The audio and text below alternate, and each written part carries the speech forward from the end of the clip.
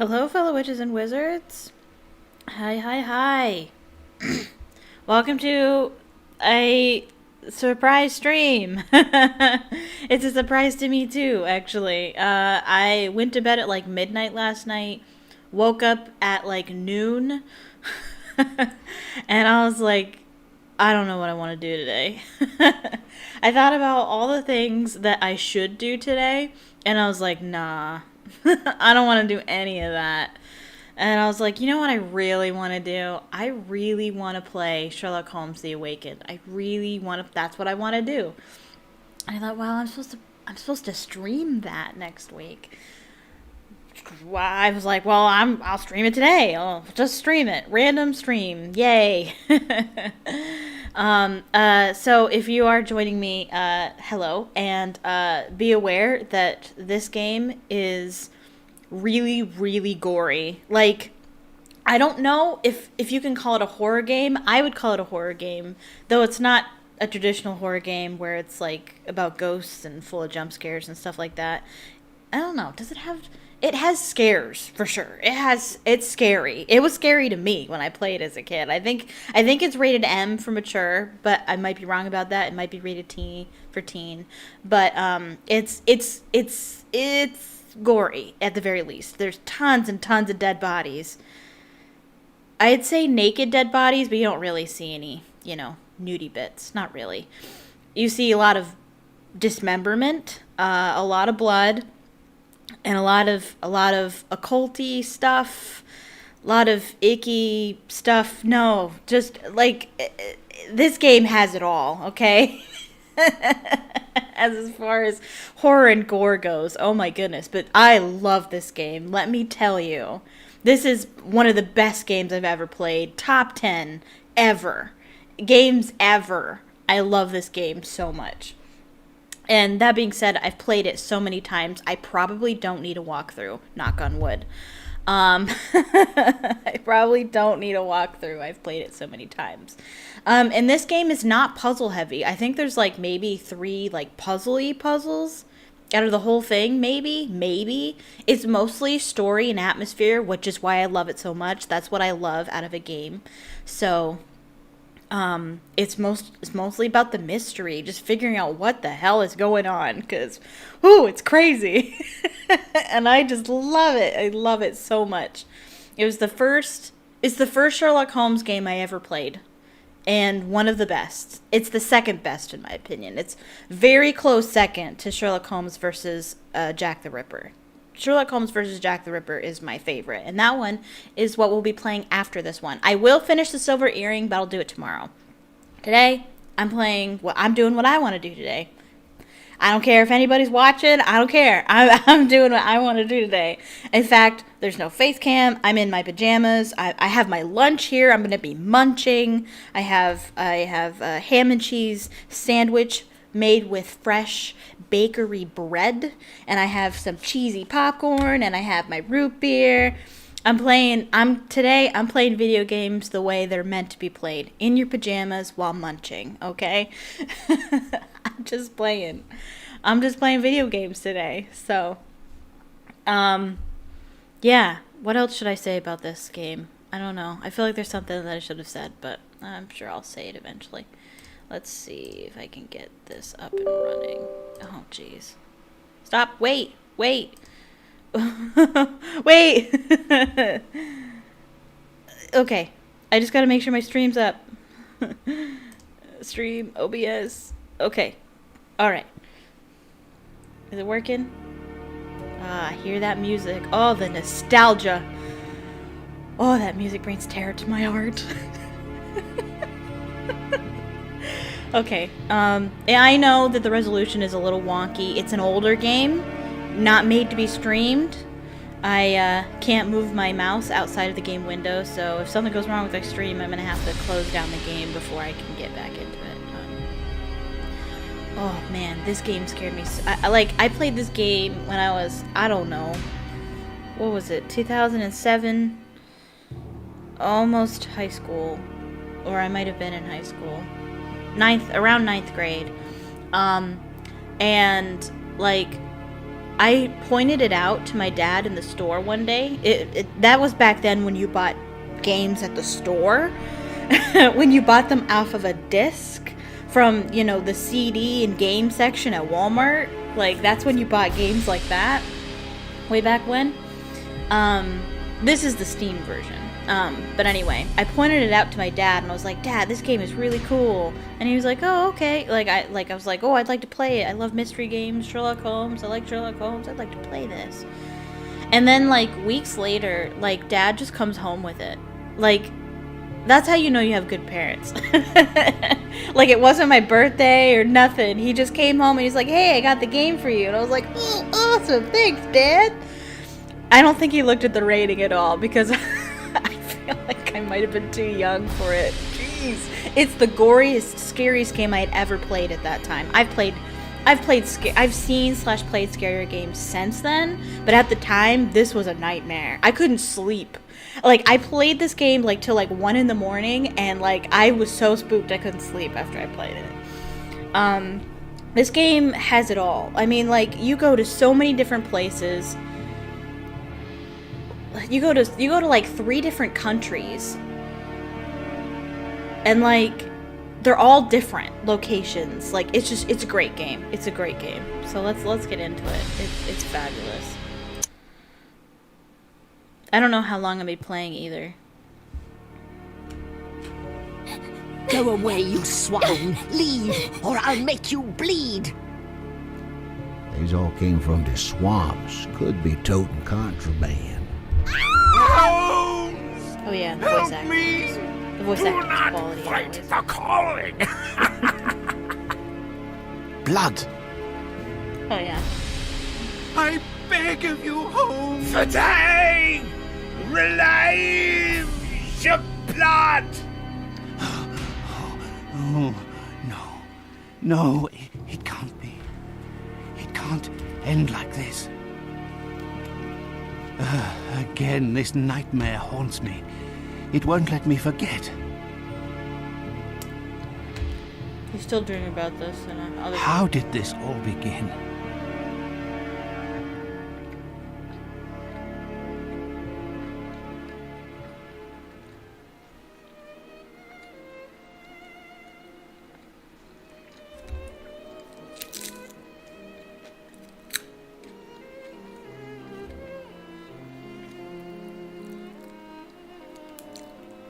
I also just found out that Cinnamon Toast Ken played this game. I gotta check that out. I've been watching Cinnamon Toast Ken lately. Been watching his Meme Couch series.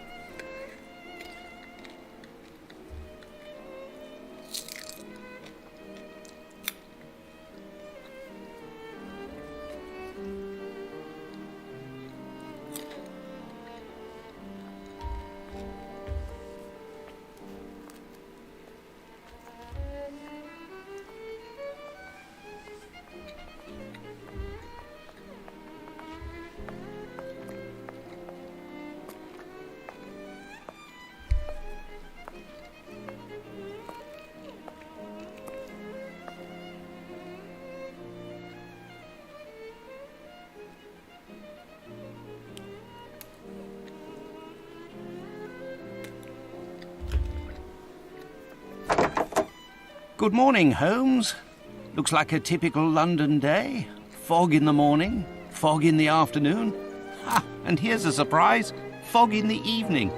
Good morning, Watson. Can you imagine? I have been at it since 5 a.m. and I scarcely think my list of patients for the day has even been touched.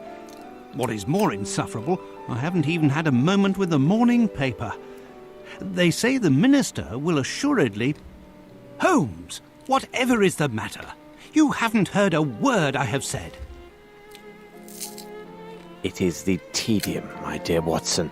Life is ordinary. The papers are lifeless. Any hint of audacity, and dare I say romance, has vanished from the criminal world. Holmes, it is only temporary. You know perfectly well that sooner or later an exceptional incident will occur in London or thereabout, which cannot rest till the talents of Sherlock Holmes are called into play. Then it will be up to your agile wit to set things right, which should satisfy your constant need for mental gymnastics. I hope the heavens hear your words, Watson. I hope they do indeed. I must take my leave, Holmes. I have an appointment with a rather odious man, Captain Stenick. He is apparently in a state, with near tachycardia due to some problem involving his manservant. Why don't you get out for a brisk walk, Holmes? Perhaps buy a newspaper or visit that fellow, Barnes, over on Glentworth Street. You might remember him, the bookseller. He has some new volumes of the particular sort that should occupy your mind for a time.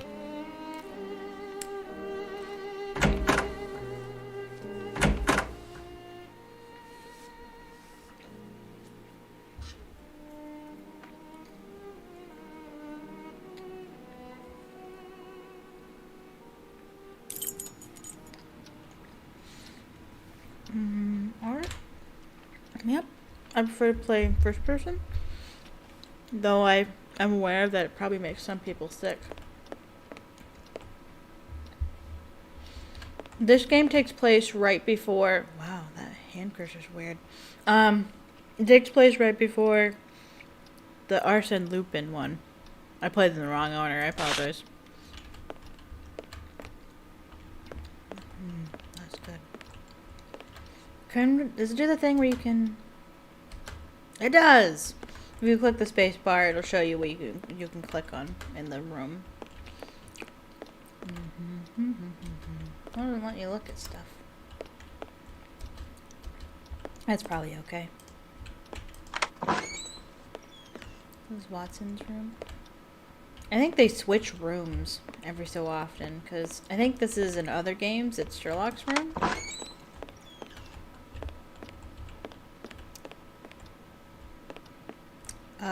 Did I say that? Hey, that's from the silver earring. Look at that. That's the one we're gonna finish on Monday, tomorrow. Falls Reichenbach. No? Okay. What am I supposed to do? Okay. Cool.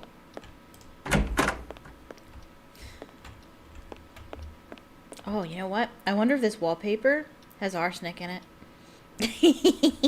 Sorry. That's a Victorian joke about green wallpaper. The Strand! The Strand! Princess Buy the attack. Strand! I'll buy the Strand.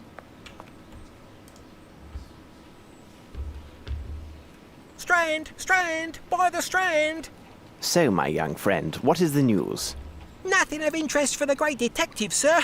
Those old stuffed shirts ate up half of London at their big scientifical to-do, and some Scandinavia princess is driving the locals wild with curiosity. A Scandinavian royal is in London? If you and the lads can look sharp and find out more about her visit, there will be some coin for your pockets. Righto, Mr. Holmes. If there's aught to be found, the irregulars will have it. I'll send the words out to the lads.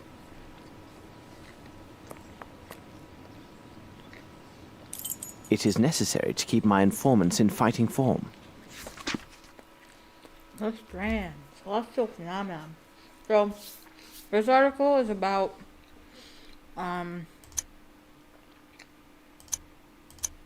wow. There's actually a lot of stuff in this about the case. I should probably read it.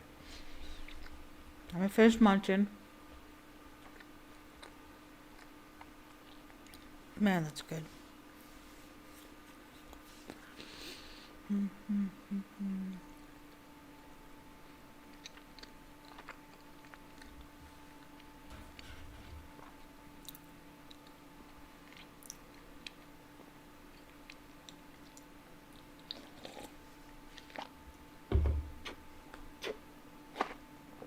Strand, 6th of September, 1894.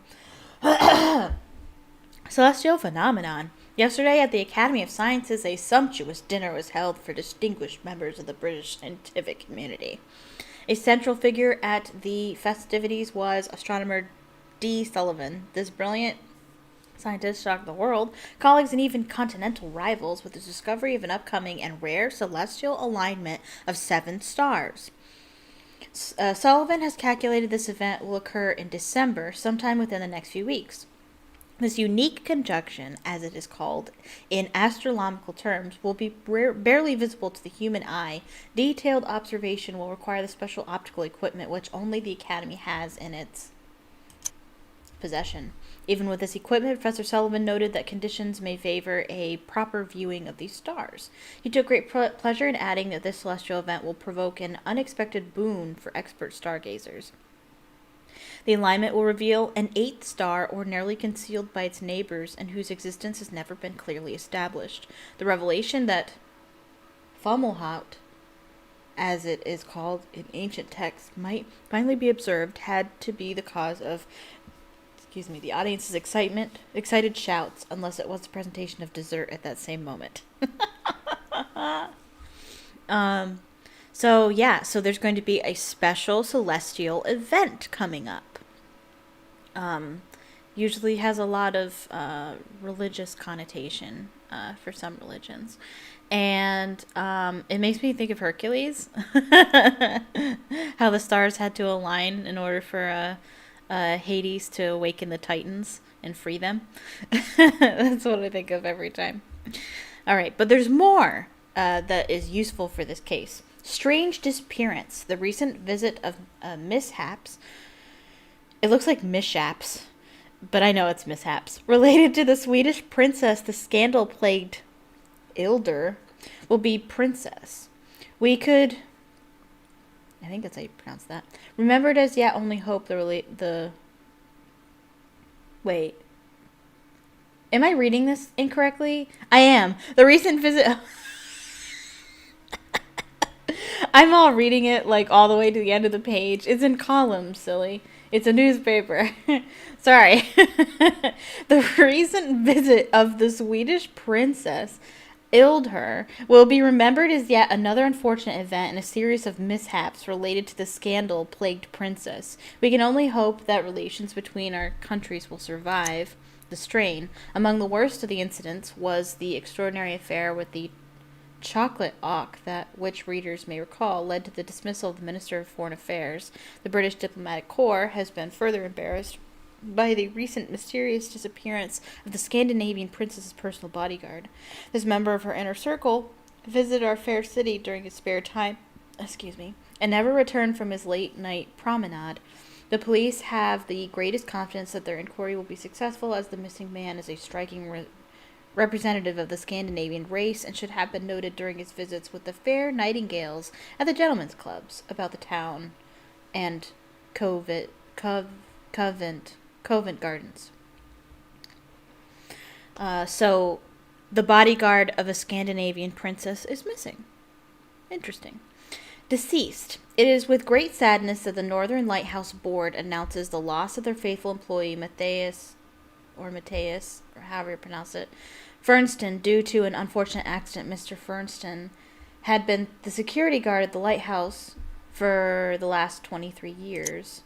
And his demise came as a shock to all those who knew him. According to tradition, the position will stay within his family, and his nephew, Bart, recently returned from India, will take over the responsibilities at the lighthouse. We bid farewell to Matthias, extend sympathies to his family, and wish all the best to young Bart. I wonder whether they pronounce the th or like t, because in England they often... it's often not clear. But in America, we'd pronounce it Matthias. Okay, so there's a lighthouse where the current owner has deceased, and so now it has a new owner. His son, who just got back from India. That's really important. That's important for later. Okay, this is important too. Strange fish. The day before yesterday, a bargeman notified the River Watch about a strange jellyfish floating in the Thames. See what I mean by the TH? They pronounce... I know that looks like Thames, but they pronounce it Thames.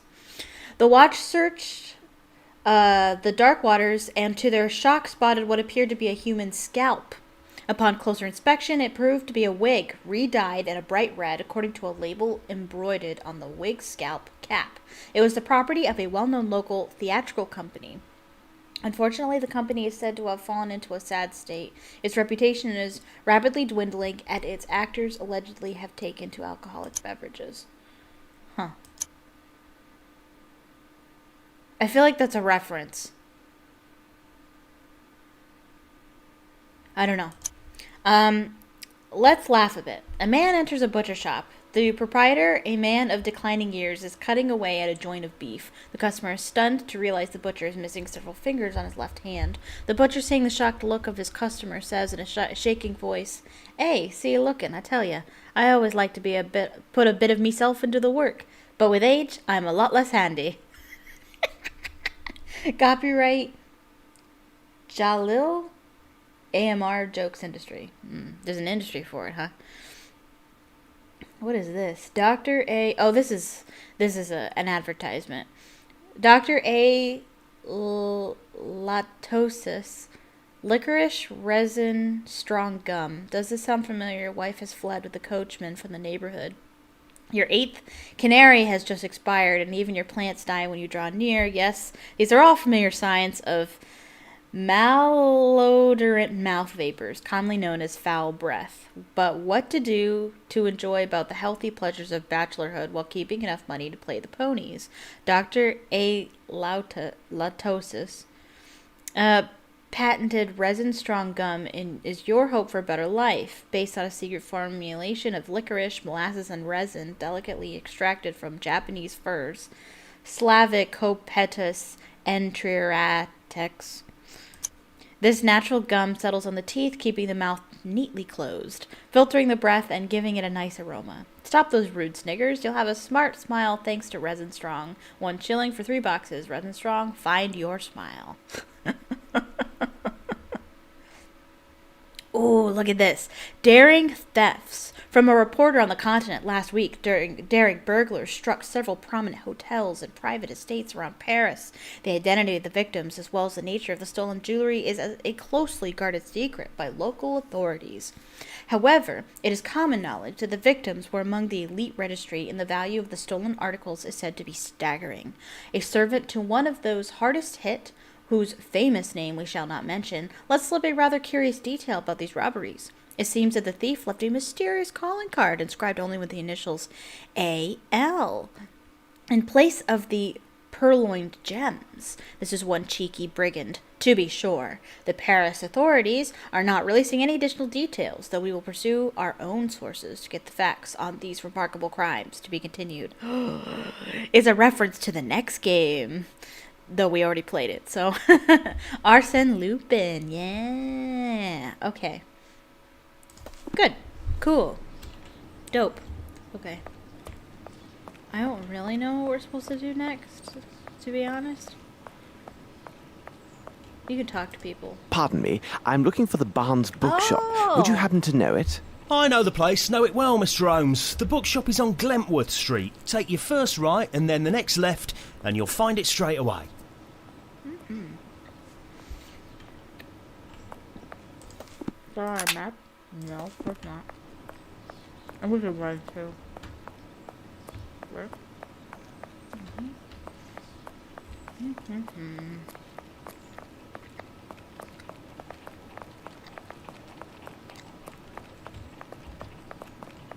My respects, Miss Fleming. Good day, Mr. Holmes.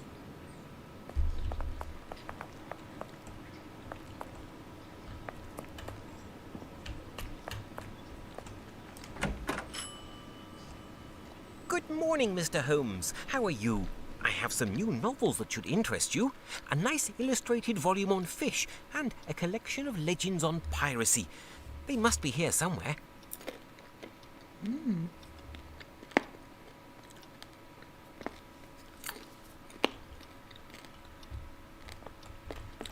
I mean, a popcorn kernel. That's what the loud cracking is. We can hear that. Alright, calm down. Calm down, Sherlock.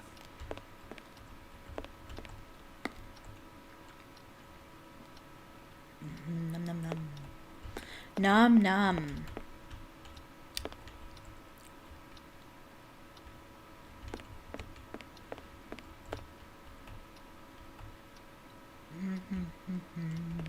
Where is it? Where is it?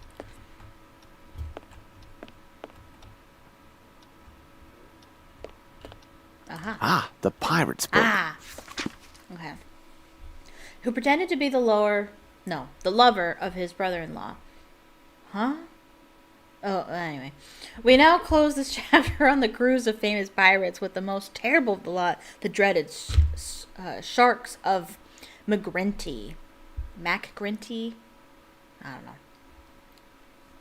Never before has one band of seafaring men had as many abominable and bloody crimes to their foul credit as MacGrinty and his sharks. To fully list their atrocities would likely require a dozen dedicated volumes. MacGrinty himself is regarded by experts as a psychopath and deviant, in spite of his indisputable seafaring skills and qualities as a leader. His refusal to give any quarter to those who surrendered is well documented, in particular his preference for dispatching the unfortunate survivors by either slicing them to ribbons or performing slow evisceration. There is also his well-known unnatural attraction to dead men of the cloth, which is supported by numerous witness statements. What? What does that mean? Clearly a man of profane appetites and disregard for any humanity. In recent years, his depraved reputation has faded from public awareness, and younger generations know MacGrinty primarily for the romantic tales of his infamous lost treasure. And the interest is well based, as MacGrinty's treasured cache is estimated by the Royal Navy registers as one of the richest of its kind. Gold, precious stones, jewelry, works of art are but some of the riches taken from vanquished ships by this pirate lord and his crew. The biggest mystery is the whereabouts of this fabled booty. No trace of it has surfaced in these long years, nary a gold coin or scrap of cloth. History tells us very little about the fate of both the treasure and the sinister captain and his crew. There is one report that hints at the hiding place of MacGrinty's lost riches, though it is dubious quality. On November 1801, near the west coast of Scotland, the crew of a fishing boat witnessed a battle between the pirate horde and another ship. MacGrinty was the victor and boarded the vanquished ship, which was laden with rum and molasses from the new continent. The fishermen then observed the pirates sailing back into coastal waters. Being some afraid, they took the sea as quickly as possible. From that day, there was little word of MacGrinty and his sharks. There are outlandish tales of the devil coming to claim his due, taking hold of MacGrinty's vessel, the Vampire, and turning it into a ghost ship. MacGrinty and his crew were never seen again, but there are those who swear they saw the ghostly vampire ship being captured and crewed by the undead. Like the Black Pearl? Other rumors surfaced over time that are, hard as it may seem, even more preposterous and deemed unworthy of mention. The only credible account of MacGrinty's hiding place comes from a supposed vampire crew taken prisoner during one of MacGrinty's last known battles with the Queen's own navy. Unfortunately, MacGrinty, his ship, and the rest of his men escaped once again, and vanished to parts unknown. The captured brigand bartered his skin and promised to tell the captain about MacGrinty's hiding place about the Scottish coast. He spoke of tunnels, secret entries from the sea and earth, and the means of gaining entrance to one of them. According to those present, he uttered these peculiar words: "From the middle of the three throwing mouths, 30 steps towards the ram." He refused to say more unless he was granted immediate safe conduct to the nearest port and released. This arrogance cost him his head. No account was given of his last words, which were deemed self-serving lies from a villain desperate to escape his final justice. Can you guys hear me okay?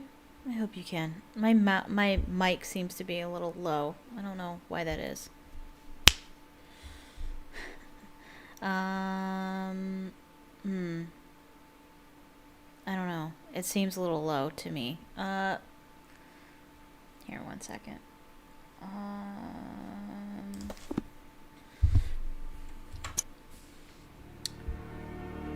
Let me save it. Saving is good.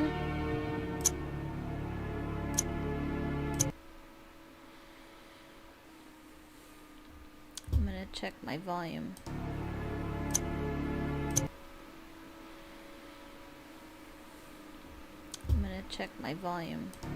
It does seem a little low.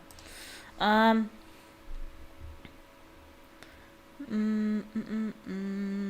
me see. No, I'm not choosing the right mic.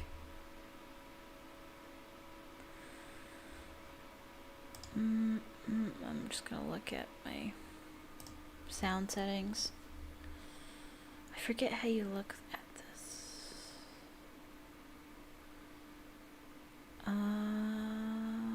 Sound control panel. No, it's not sound control panel. Manage sound devices.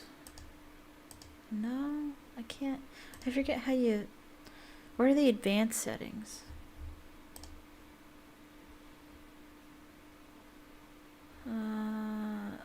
That's not right.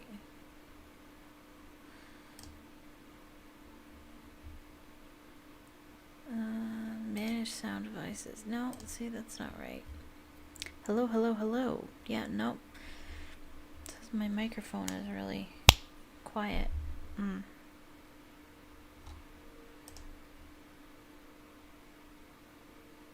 Yeah, that's my audio. Where's my microphone? Sound settings. Yeah, that's my output. My input. Device properties. Oh, it is down. What are you doing? Why did it reset like that? Okay, that should be better.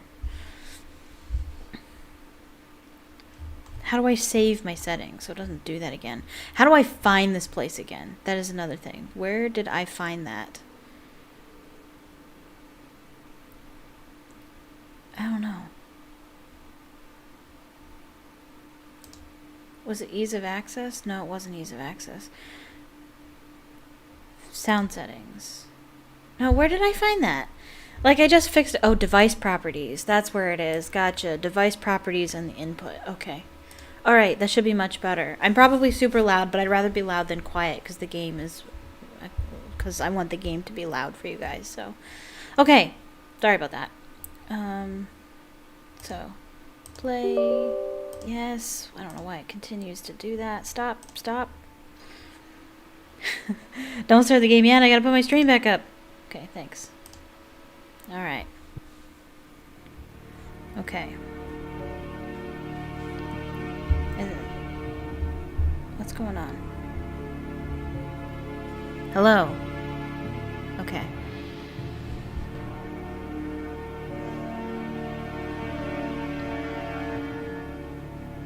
Is my...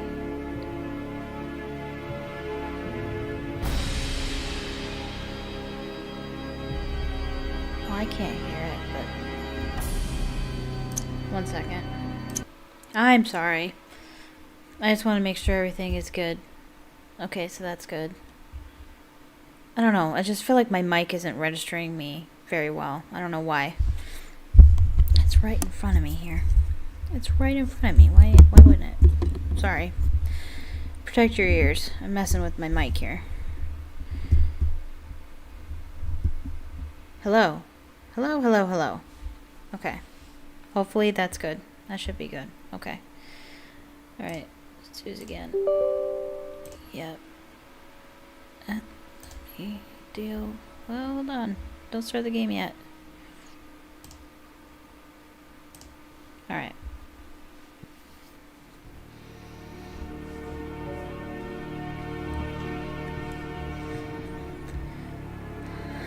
Okay. Make sure it's coming up on my stream. Okay. Okie dokie.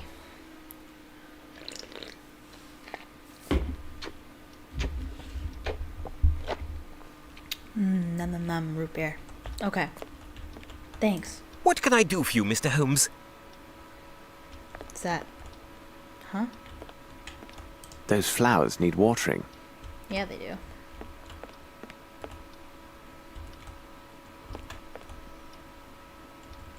Is there something else?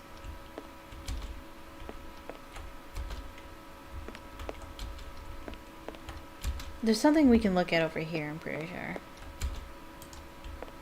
Appears to be a trace of shoe leather. Did somebody fall here?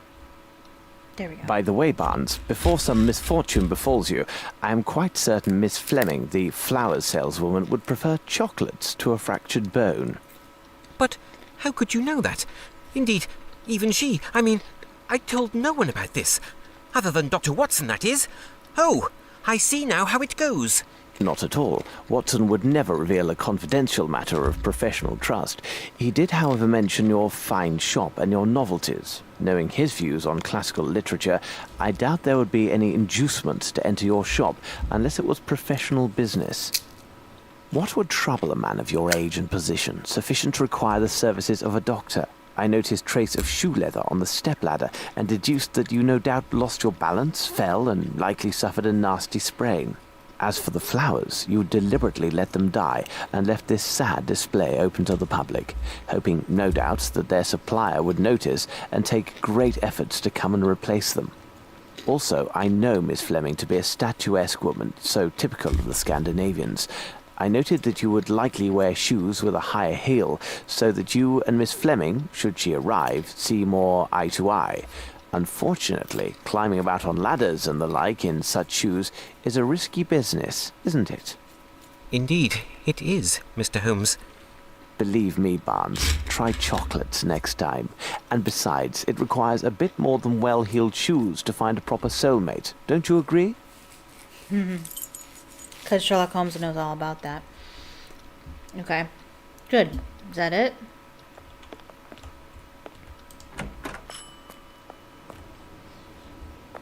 I don't know.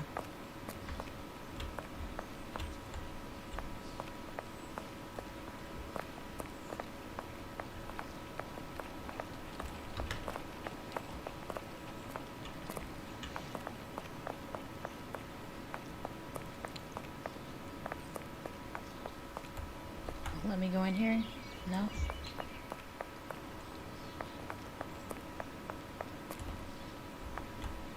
Uh-oh.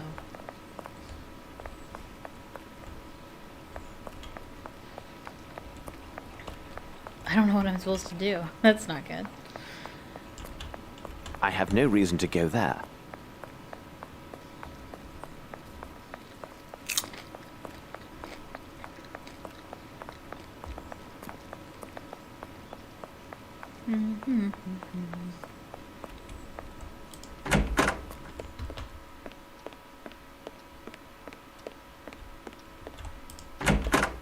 Is Watson back?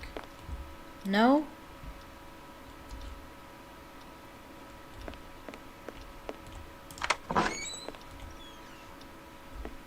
Shoot.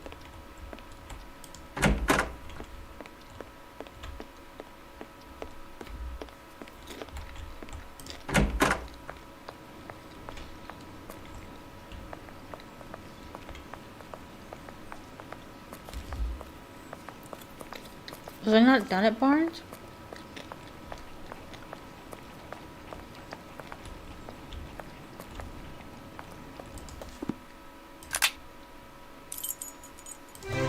It's possible. Maybe I wasn't done here. Miss Fleming.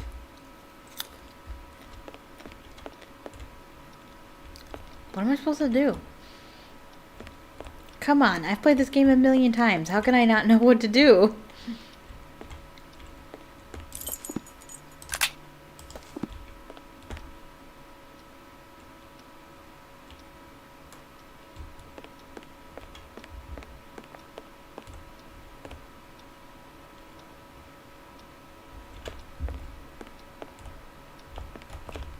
Oh dear, that's not good. How do I not know what to do?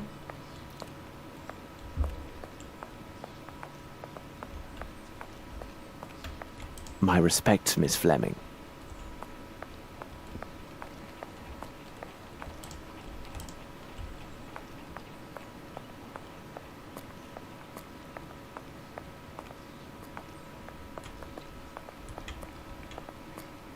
Am I supposed to talk to somebody around here? No?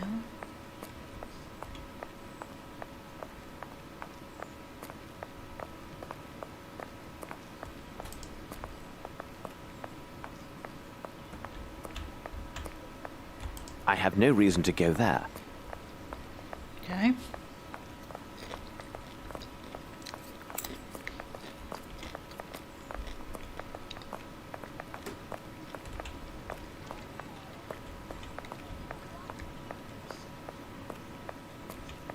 It won't let me go in here.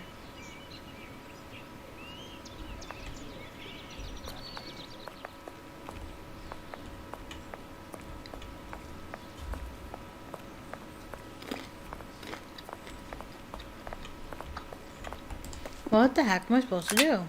I don't know.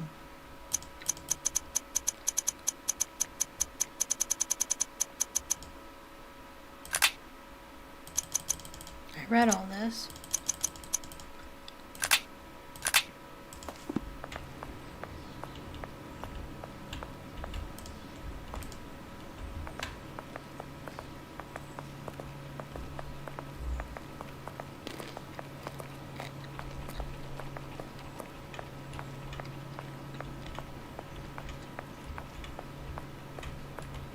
I have no reason to go there.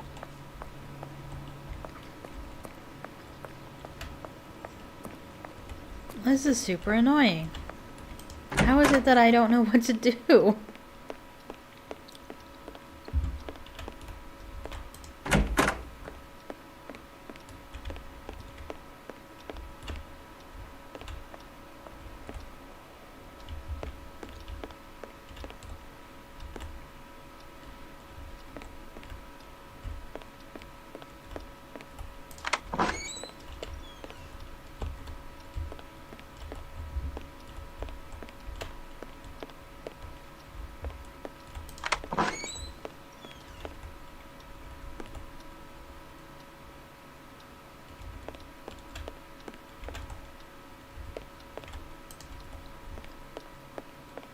Great.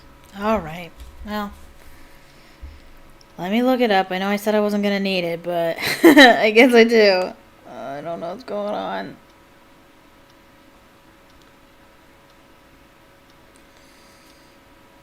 Sherlock Holmes, The Awakened. Can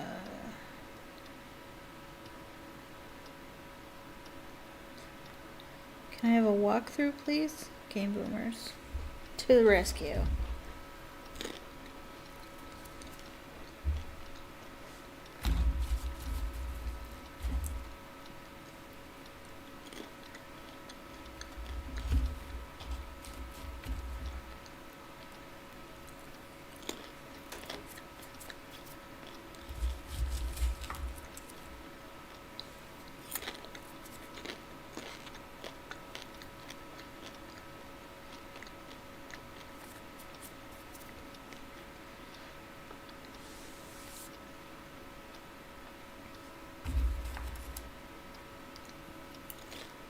Oh, I didn't get all the books.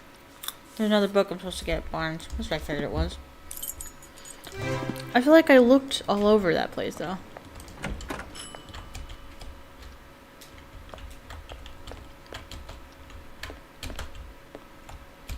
Oh, there it is. A book about sea fauna. Lane snapper, silver sea trout, red rum, Spanish sardine, perch, red porgy. Cool, good. I'll take them. I will take them. Thank you, and goodbye, Mr. Holmes.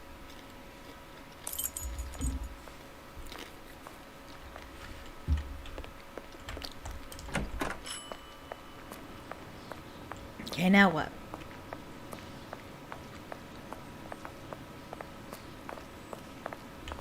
There we go. We're gonna meet up with Watson over here. Holmes! Here!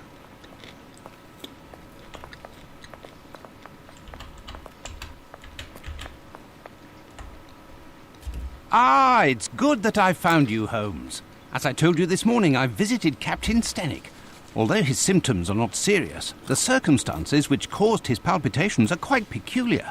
Perhaps you can make something of it. Here is Captain Stenick and Sergeant Ruffles.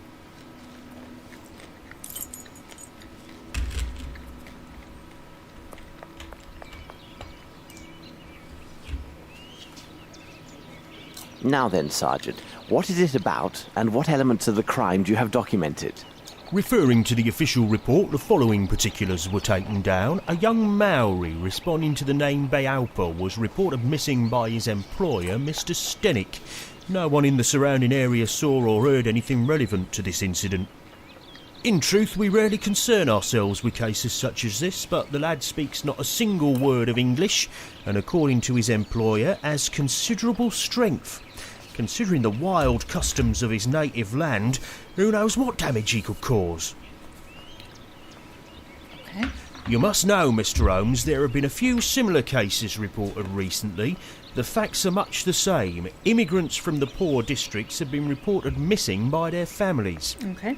We expect that some low-class brothel has opened its doors to the local exotics, and Mr. Holmes, you can imagine how word would spread. Mark my words, with his unique looks and speech, we'll find this boy in no time. I imagine he'll have nothing worse to show than empty pockets and a delighted air. That is a possibility, to be sure. However, I would be most grateful if you could ask your superiors to send me the reports about those similar cases. I rely on you, Ruffles. That was Rufus. Alright. Whoa. I'm going too fast. Captain, I understand from Watson you are quite upset. Any man will be the same, and with less provocation. My servant has left in the middle of the night. Damned ungrateful after all I have done for him. To top it off, he knows not one word of English. Finally, if he causes any damage, I will bear the brunt of people's anger and suffer the consequences, as I am the person who brought him to England. How long was he in your employment, and is he accustomed to vanishing in this manner? We returned from Australia more than 5 months ago now. But to his credit, he never left this house before now. He is afraid of the city, as are many inhabitants from open spaces. Could he have stolen something? Upon my word, no. How much money does he have on his person? Frankly speaking, he didn't have any money. I kept his wages for him, and they are in my safe. In any event, what the deuce would he have a need for money? Who knew that he worked at your home, and had he any contacts here in London? Anyone who deals with me professionally knows Baopa is my personal servant. As for his contacts, they are limited to the delivery men who bring food or other items to my home. What reason could he have to see anyone other than myself? Watson, continue your search here. I must follow another lead.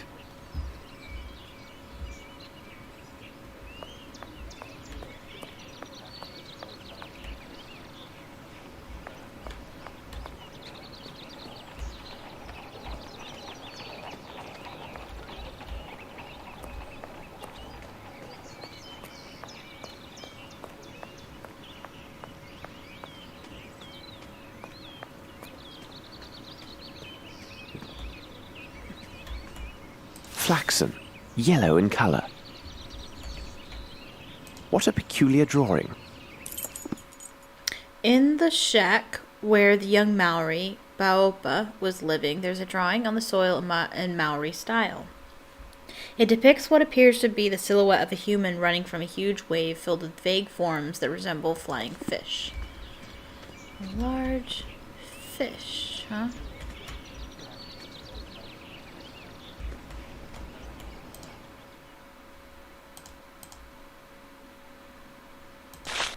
This appears to contain some measure of opium. I shall analyze it at Baker Street.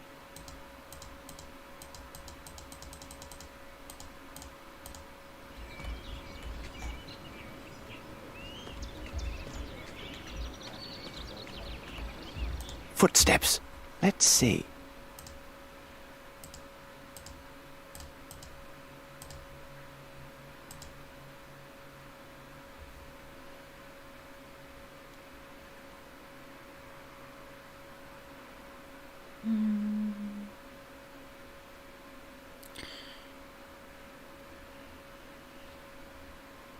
I forget if we're supposed to see something here. I think we just need the size. The size is undoubtedly 7. The shoes are also hard-soled. In Mr. Stennick's garden, I noticed footsteps leading away from the wall and towards the shack door. They were a size 7, the size in connection with the depth of the impressions near the wall suggests a heavy or large man.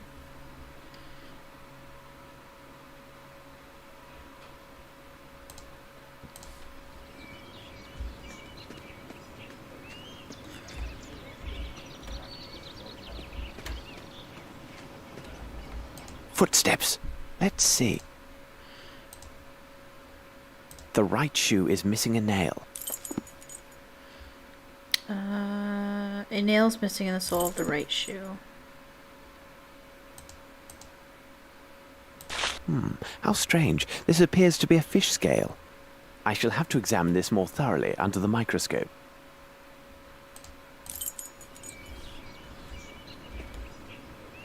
Yes, there is something here.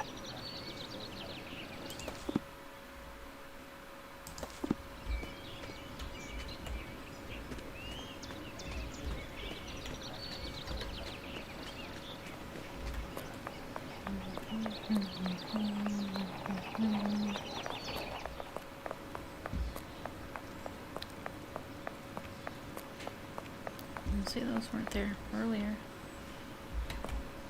Yes, there is something here. Footsteps.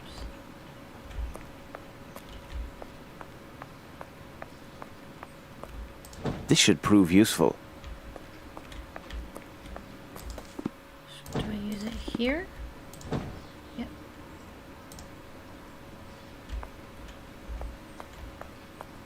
I have no reason to go there. Okay. In Mr. Stenick's garden, on top of the wall, I found some plant fibers. Fibers? Why are they here? It will be necessary for me to examine this more closely at Baker Street.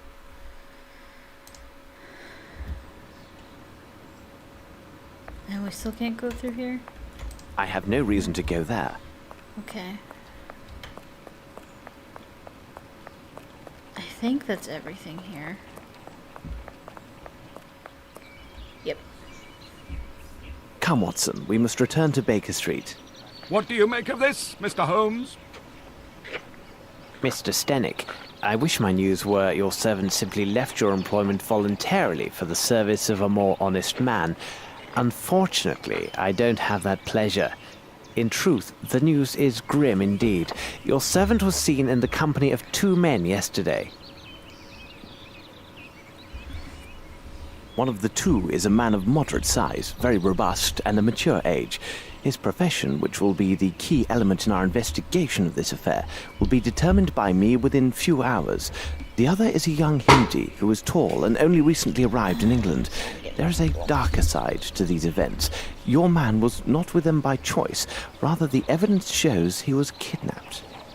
At this moment, the reasons behind this villainous act are unknown, but rest assured, the truth will not elude me for long. Gentlemen, I wish you a good day. Come, Watson, we must hurry. There's a great deal to do and little enough time to spare. Holmes, I must protest. You did not spare my client, Captain Stenick. This seems unusually harsh.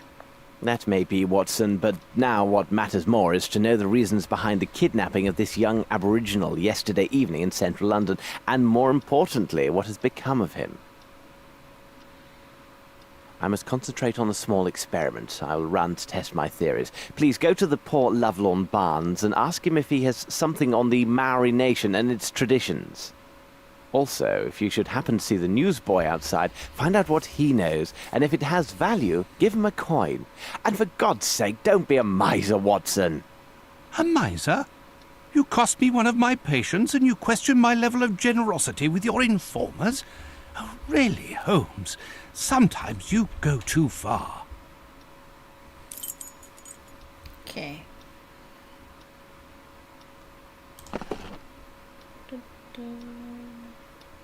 Nothing. Now it can't be used for anything.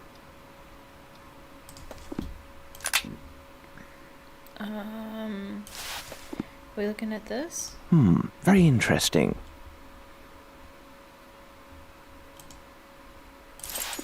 Okay.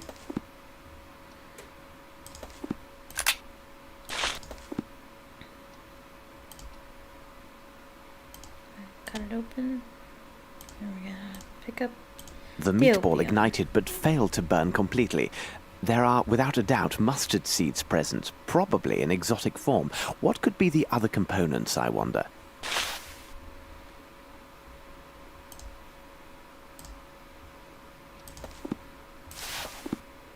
Let's see if I can obtain a reaction with the help of my chemicals and apparatus.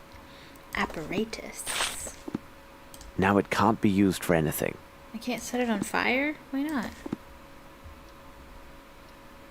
I want to set it on fire. Now it can't be used for anything.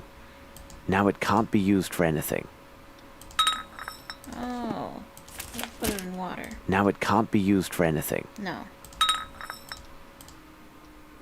Nothing.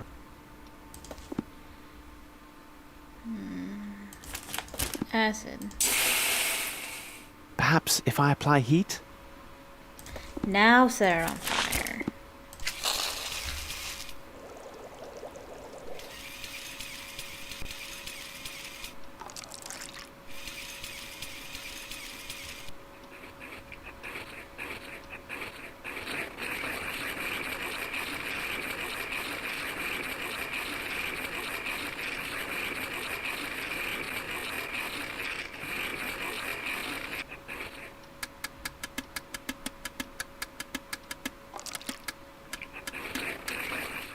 Incredible. I note a strong presence of opium blended with a concentrate of morphine.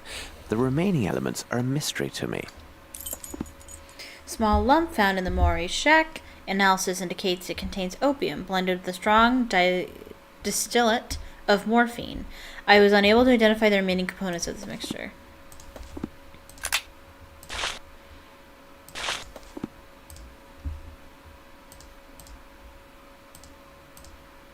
According to this monograph, the fish scale appears to be from a perch, a saltwater fish with high commercial and culinary value.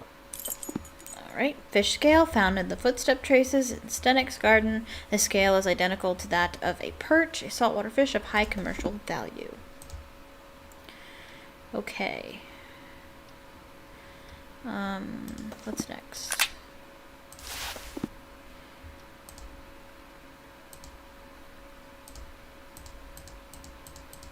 These rope fibers are clearly hemp. Now, about the origin of these stains.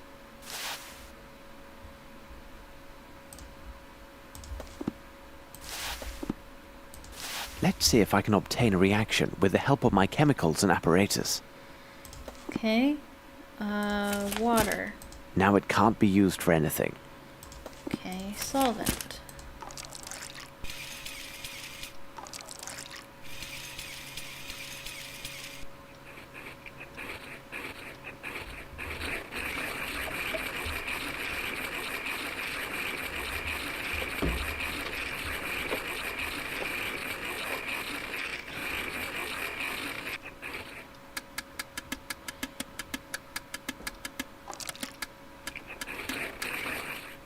This is evidently coal soot mixed with water, and given the absence of any salt particulates, it must be fresh water.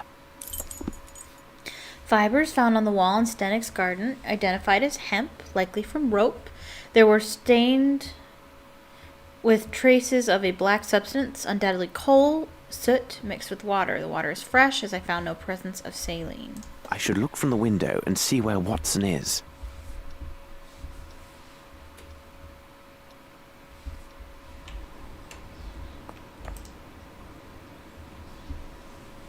There's a good lad. How does it go? Hello, sir.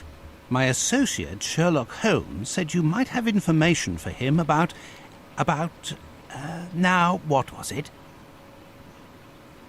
The Princess, Gov. He was looking for the scuttlebutt on this here princess what we visiting. Exciting goings on. Her bodyguard went missing the first morning after she got here. Nice job to look after a princess's body, innit, sir? They say he went out on the town having a go with the ladies, if you get my meaning. Like as not, he was trapped by some gang of toughs.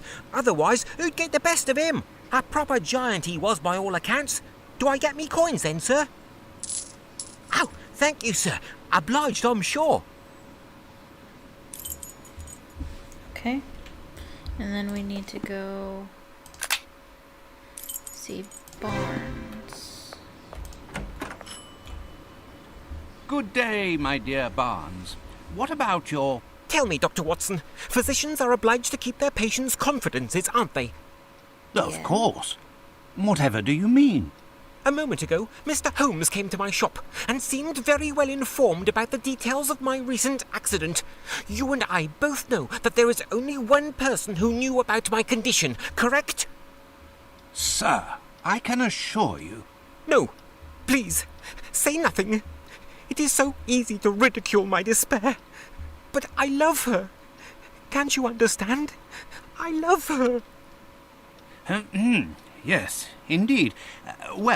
In fact, I came here merely to see if you have a book on the Maoris. Over there, on the bottom shelf. Yikes. Over here? Over here. People at the Earth's End. The Earth's End. It is important to realize that the Maoris create peculiar pictorial writings in the soil in order to express much more than simple artistic emotions. First, one must recognize that dreams are the center of the Maoris' spiritual basis. According to ancient tribal dogma, all men live in a vast universal dream world, and our individual dreams represent our communion with invisible sacred spirits, which are all around us. When a Maori has a particular notable dream with prophetic or moral value, he draws important moments of his dream in a symbolic fashion on the soil. The drawing is interpreted by the tribal shaman, who can order a radical change in tribal life depending on what the dream tells him about the future. This behavior may seem incredible to those born in the civilized world. We require substantial fact and cognition, sometimes too much, before changing important aspects of our lives, but our scientific observations over the last 10 years reveal several interesting things. Excuse me. I just read that. First and foremost, not all Maori dreams do inspire these drawings. Secondly, when drawings are made, few are found to have true symbolic meaning of events that will affect tribal life. Thus, these prophetic occurrences are quite rare. Furthermore, as mentioned earlier, in these wild and inhospitable lands, the interpretation of a dream as prophesying great change is unlikely to be a great shock, as nature does little half-heartedly in such places. The shaman is going to understand that if a particular spirit condescended to send a message to his people via a dream, it is a matter of their very survival. Thus we arrive at the following conclusion. Has not our sophisticated Western world dampened these same primitive people's senses and ourselves, deeming them, wrongly in my opinion, lowly and unworthy? For can we, with all our scientific tools and superior knowledge, foresee the many disasters that hail down on us with the same reliability? If the apocalypse must happen one day, I am sure that the first warning sign will not be found in our august scientific or governmental corridors, but in the lone drawings of a naked and illiterate aborigine in the fine soil of the brush. Perhaps he will have time to seek shelter for his people.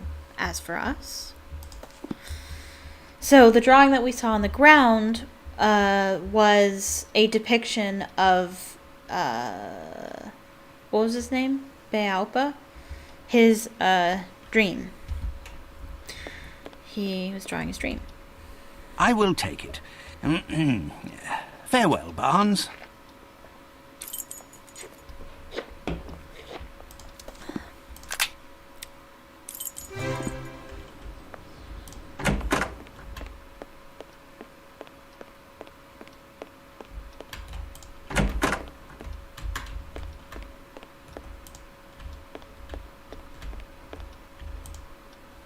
Holmes, what on earth did you say to Barnes to put him in such a state?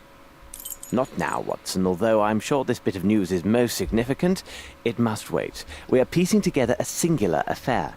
This abduction story is much more complex than it appears. As I noted before, our next move is to locate the place of employment for one of the villains who abducted the young Maori. What part of London would such a man call home? So, one of the kidnappers. You can look at all the notes that we have. Where's our reports here? So the fibers we found have coal soot in them with water in it. We have a fish scale, a saltwater fish with high commercial value.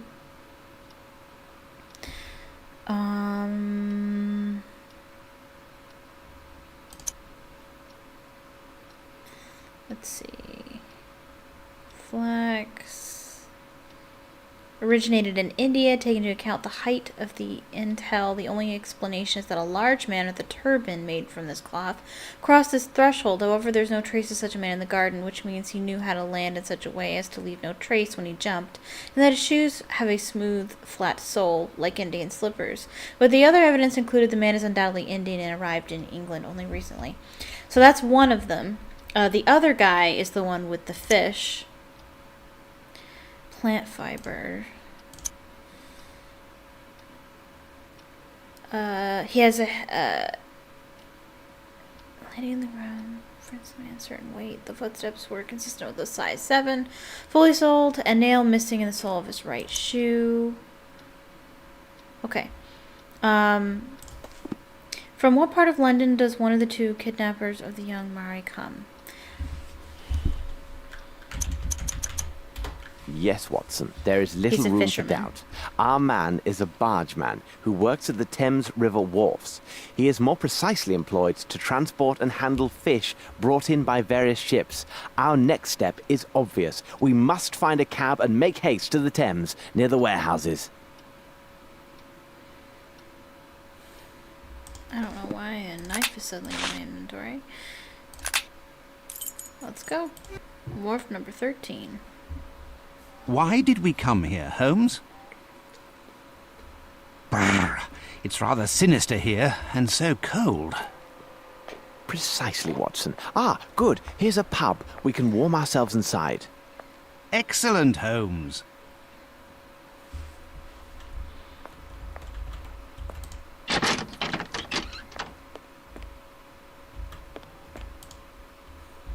Good day to you, sir. Could you serve up 2 of your best pints and some information, if you please? My pleasure, sir. What can I do for you? My friend and I are looking for a man who works one of the fishing boats at the docks. The name of the ship escapes me, but I do know for certain fact it has a coal-fed boiler. In truth, there are dozens of such boats that lay anchor here every day. What can you tell me about the look of him? He's a big guy. Right? Only that he is a robust man, about this size, wearing iron soles. Little help there. Yeah. You've just described half of my customers. I have nothing for you. Here now, look for a man called Harper. He lives in a house not far from here, after the bridge near the warehouses. You can't go wrong finding his place. It has a large anchor painted on it. Okay. Either way, I am in your debt. Please tell me, for curiosity's sake, what troubles your friend? He's been waiting ever so long for a new wooden hand. It was to be here yesterday, but still no sign of it. He's quite low and has taken to the drink. The devil! Last night a nasty flea woke me, and me with only the hook on me scratching hand. And to add to me worries, imagine last summer I had worms. Worms? Yes, worms is what it was. A sudden attack in the middle of the night, again with only the one hand, and that blasted hook on the other. Hit me misery. I used the wrong hand. Lord, I was unable to so much as sit for 3 weeks. Yikes. Well, gentlemen, again, thank you. Have a nice day. Okay, thanks, bye. Okay, so we're gonna go down here to the anchor painted on the door after the bridge. That's what he said.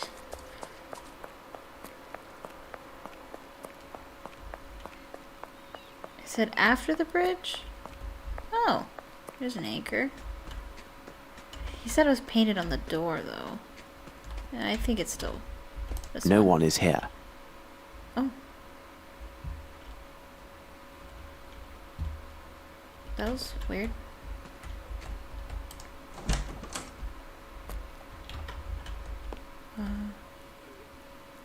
Excuse me for disturbing you, but I'm looking for a man named Mr. Harper. Do you know him? He lives just opposite you. He gone. Boat. Watson, I know this accent. These people are Nepalese, and as luck would have it, I am familiar with this dialect. Convenient. Nepalese? Holmes, are you sure? Aho Nitra, Chigong se Nitra. Ah, Nito, Tro, Bo Petro, Toro Mitro, Doka. This woman says her family has suffered a grave misfortune.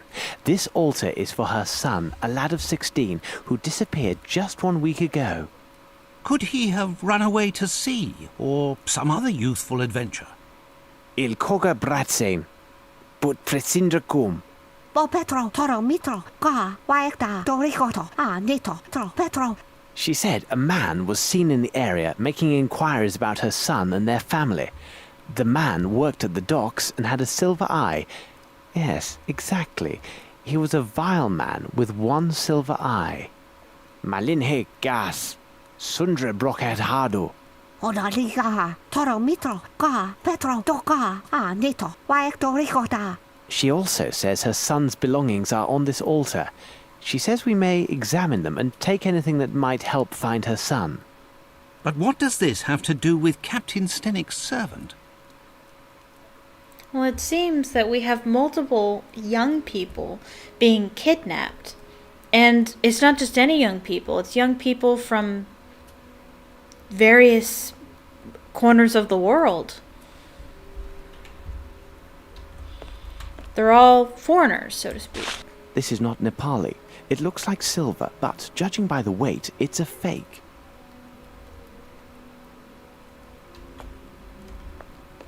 They're all from the east.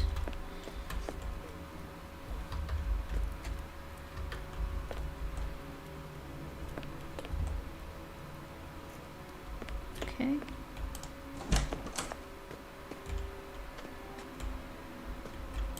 This old rope seems intact. No trace of soot present. I'll have a look around.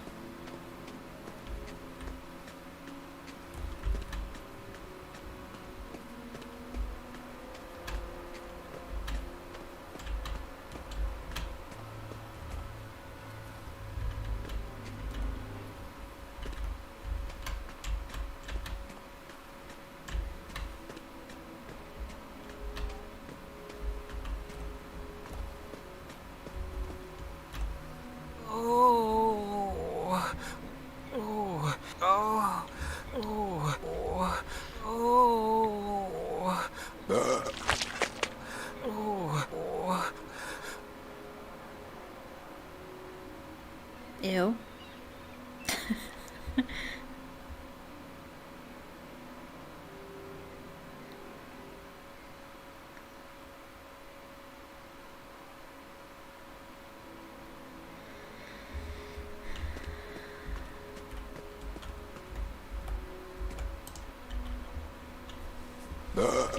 Watson, it appears this young man is ill.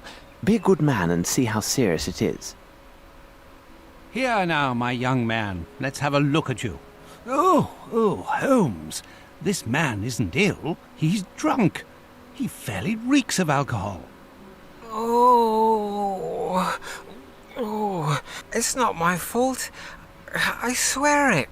Oh, my head. Oh, this gang of young toughs. They forced it on me. And then on top of it, they stole my parcel. What's that? You say you were forced to drink. Explain this and spare no details. Yesterday afternoon, I was given a parcel to deliver to an address not far from here. I was near the warehouse district when a gang of young lads attacked me. Before I could think, they drew knives and gave me a bottle, telling me if I valued my life, I better drink it all. Well, let me tell you, I drank without stopping. I became giddy, and then must have passed out. I remember nothing else, except waking up a moment ago, finding myself alone. My parcel gone. But what could they have wanted, Holmes? It's obvious, Watson. They were seeking some poor soul on whom to test their vile concoction. Tell me, could this bottle be the one they gave you? I can't say. It could be. I feel ill just looking at it. It has a unique flavour. Rather tasty, I might add.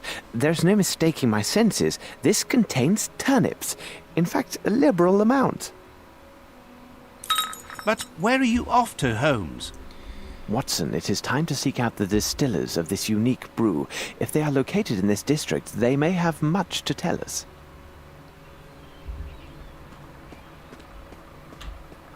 So we gotta find where they are.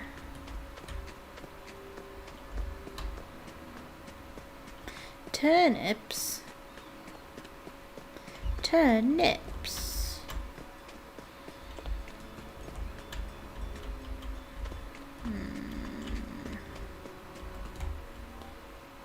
Da, da, da. It's gonna take some looking around. So we don't know exactly where it is.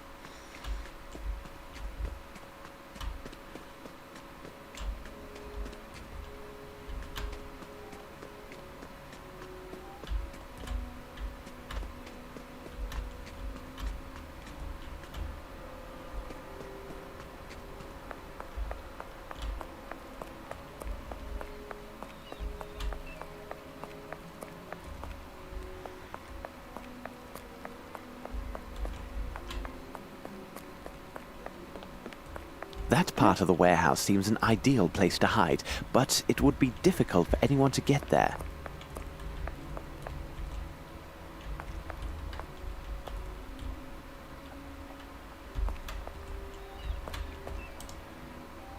So, what about it? I am missing something.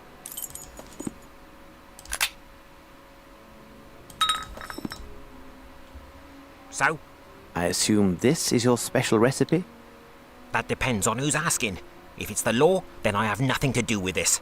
If you're a customer, 2 shillings gets you a taste. A fair price indeed. Unfortunately, this vintage is a bit full-bodied for my taste, but I would be very happy to recover a parcel that went missing near this very spot.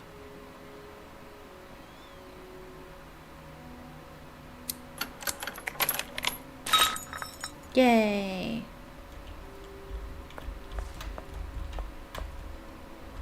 Alright. Oh, can we open it? It's a wooden hand. Actually, we can probably take it back to the dude. Smugglers, Napoli's house. Let's give it to the dude. Got your hand. Surprise. Good news, sir. Here is what you were waiting for.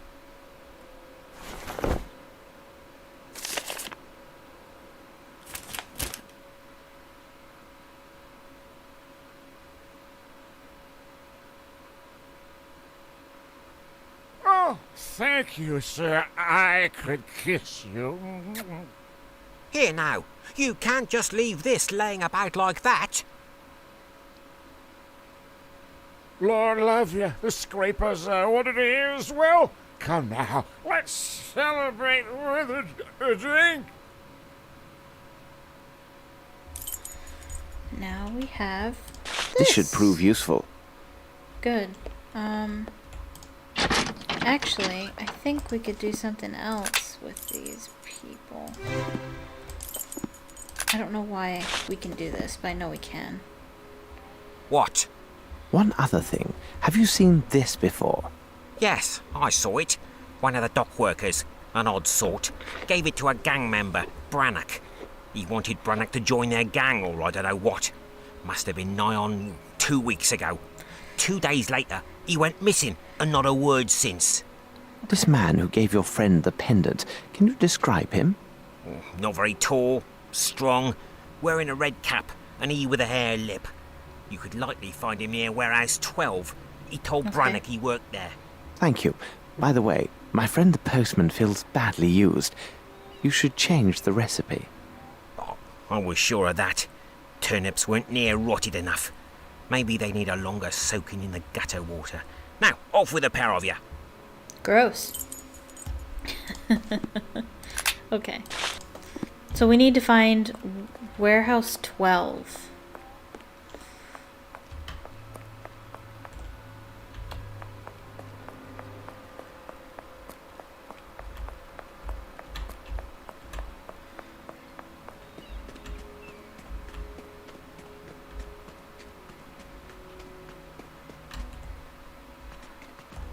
Okay.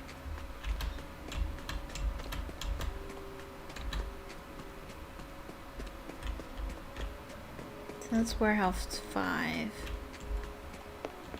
7. 8. 9.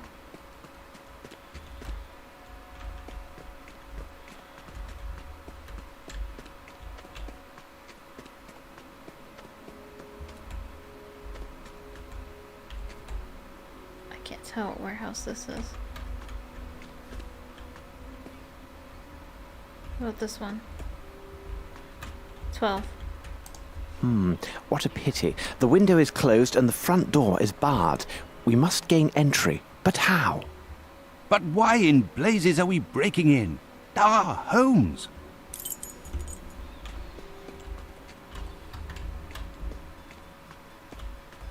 Yes, there is something here.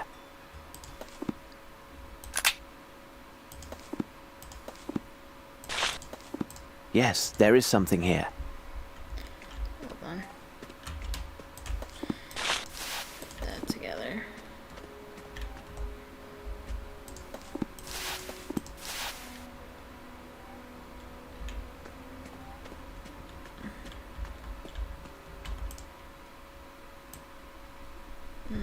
Wipe it away.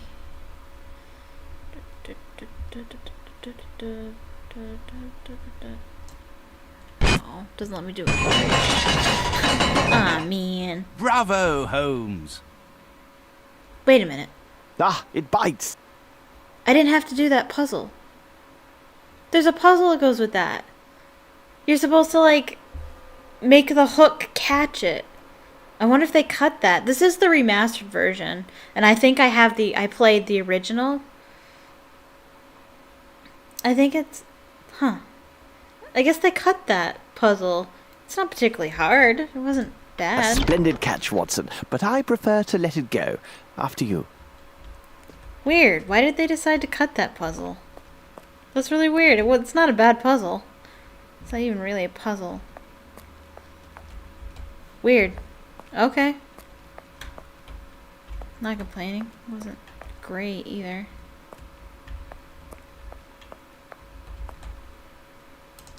We can't do this in such a way. How could we lift up this weight? Let us pause to consider the facts, Watson. No mystery can resist an agile mind.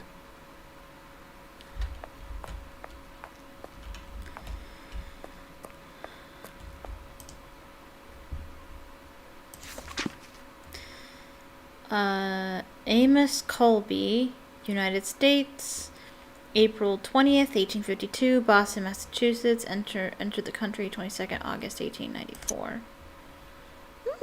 Lovely. Look, Watson, a page torn from an American passport. One Amos Colby, 36 years old, from Boston, Massachusetts. He arrived here just 3 weeks ago. What business did he have here? This drawing on the back of this page, it resembles some vision of a demon and...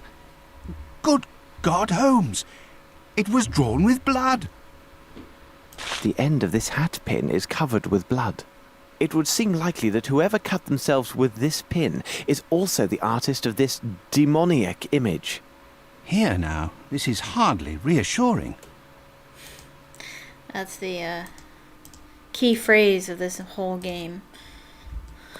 This is hardly This should prove reassuring. useful. I need something. Is it this that you used so far? Sales, and according to this tab, the case is measured 2 meter by 1 meter by 1 meter.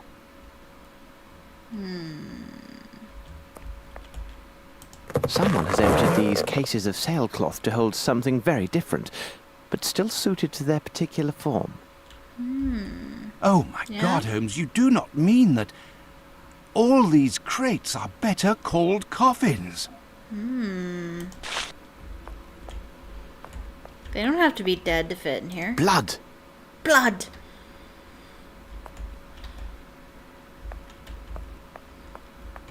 Can we measure the footsteps? The footprints here? Yes. Look closely, Watson. These marks upon the ground tell the tale.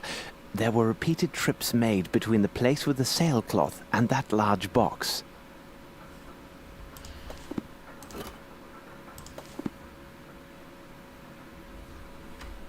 I guess we can't look at them specifically.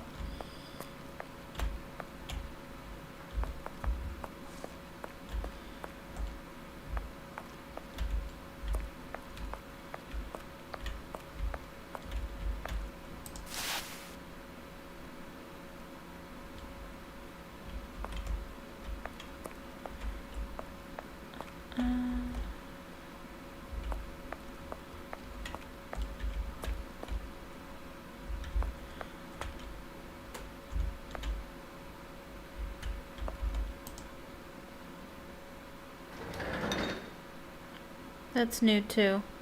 Because in the original, you literally run into it to push it over.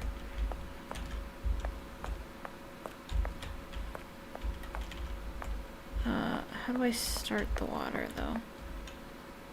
I thought it was this valve thing, but... Oh, this valve. Come on.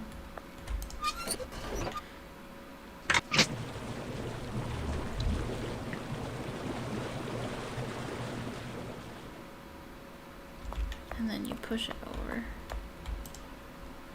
Yeah, wow. That's different than the original.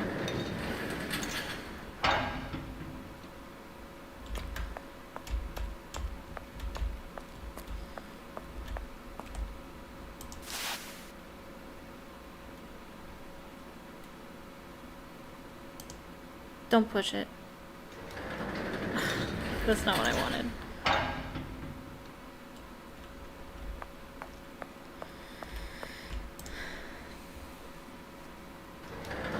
Oh. Nope, that's not what I wanted either.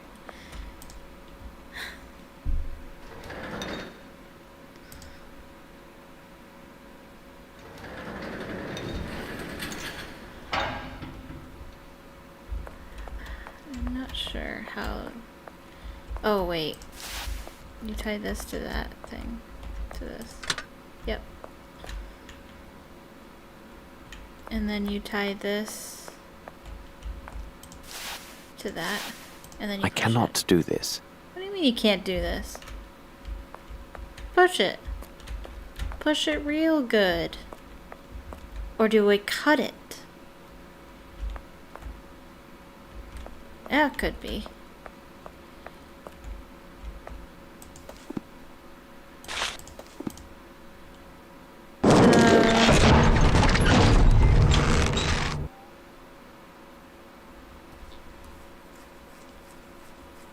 Bravo, Holmes!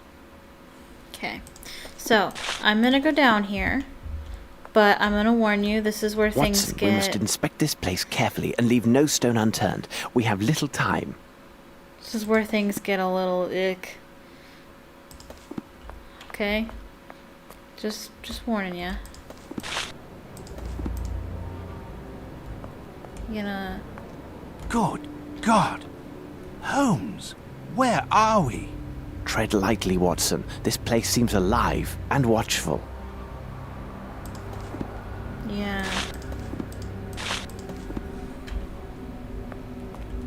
There we go.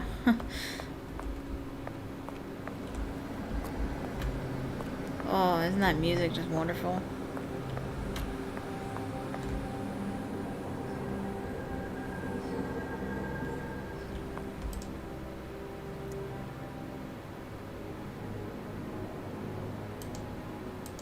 So you see it makes different shapes with this shape that you have right here.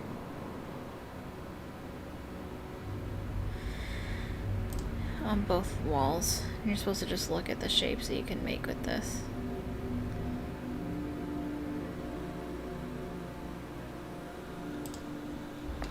Because it tells you how to open the door. The thing is, how do you know which one to press at what order? Because I think you're supposed to see something at the wharf in order to do this.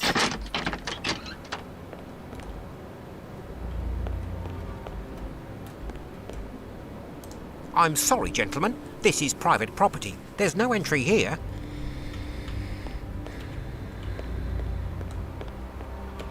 I could be wrong. Hello to you again, sir. I won't waste time. We have discovered new details that may lead us to this elusive seaman. Most significantly, the man has a missing eye and wears a silver ball in its place. By God, that can be no other than Dirty Summers. A nasty brute, that one. Where could one find him? He must have signed on with a ship, because he was here last night looking to hire some men. How did he behave while he was here? He gave me extra to secure the private table behind that curtain. Right. During his time here, men of all sorts came and went seeking positions. However, he seemed nervous and fearful as his knife was unsheathed and ready the whole of the night. May I examine this table behind the curtain? Certainly, if it will help. Okay, now we can look back there. Thank you.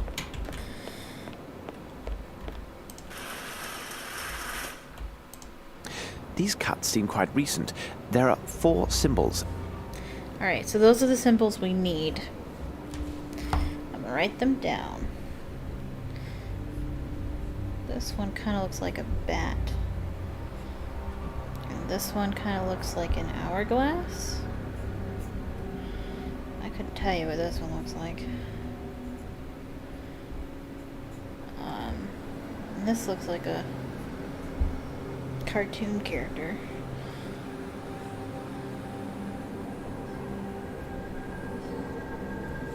With teeth. Alright. Oh, you drew it for me. Thanks. I already drew it. Alright. So now we can solve that puzzle down there. You could probably solve it without it if you know the answer. I don't know. I try to do everything, though, when I play games. I don't skip stuff.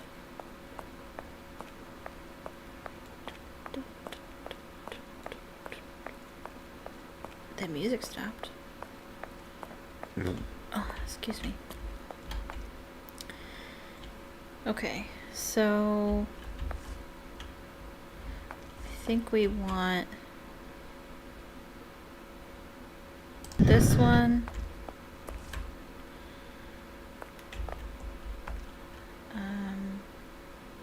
This one.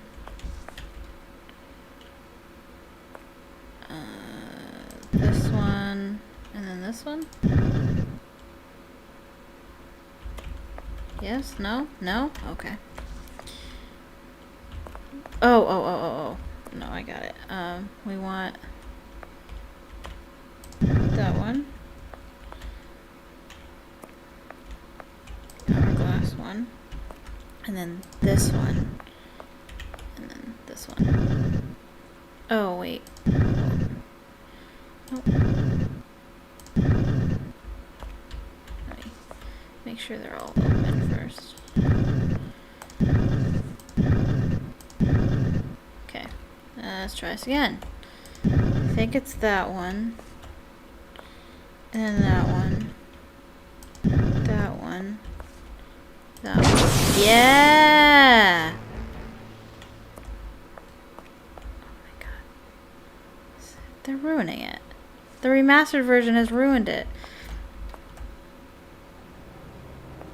They show you it before. See, it's supposed to be dark for a reason, so you can't see it yet. Something spooky at the end of the hallway. Usually what I do is I search the outside because I know it's coming, so I just kind of wait to the very end. So we're going to look around first. A box full of pendants in the shape of a pelican. These are brothers to the one found at the Napolis house. Quite useless. These trinkets are nothing but charming decoys. Okay. And as you can see... Yeah, Watson, I really don't need you sneaking up behind me like that. Yeah. So they've had lots of people sleeping here. They've kept people hostage down here. Can we not click on that? That smell. This water contains a strong opiate. Okay, so they've been Opiate, beyond all doubt. keeping You are people right. control. This is definitely under an control opiate. with opiates. Holmes, could these villains be opium smugglers? Metal boxes, and here is one that still bears a label. It is in the shape of a flower, which appears to be Edelweiss, and it is black. How remarkable. They are not common. I must take the contents of this box to Baker Street for a more thorough analysis. Opiate, beyond all doubt. You are right. Okay, we're not gonna go that way just yet. We're gonna look around the other side first.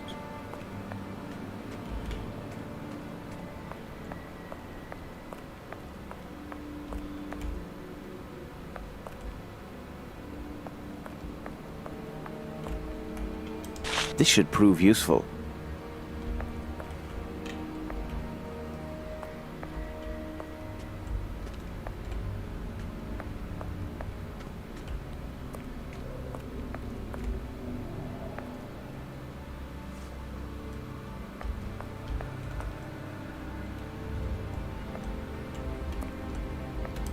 The left sleeve of this costume bears slight traces of blood, and here the pocket is pierced. Aha! There appear to be papers inside. Northwood Agency and any matter of discreet investigations. For you, we shall search the world. 153 Pennsylvania Lane, Boston, Massachusetts. So Amos Colby was here. Probably. That's probably. And he's a What a peculiar drawing. he's a private investigator. I found a strange drawing scrawled into the dust on the floor of the secret room located in Warehouse 12. It appears to be a rectangle containing a cross.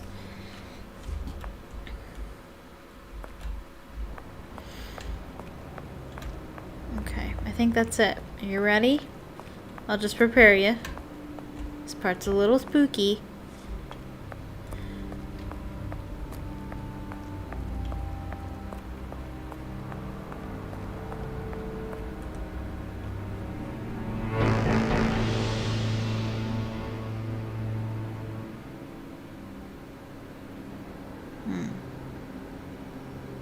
What a horror!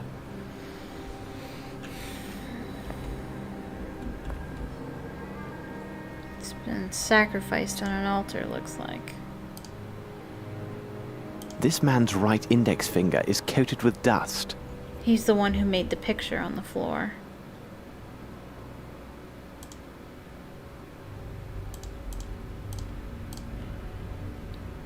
This man was bound with rope shortly before his death.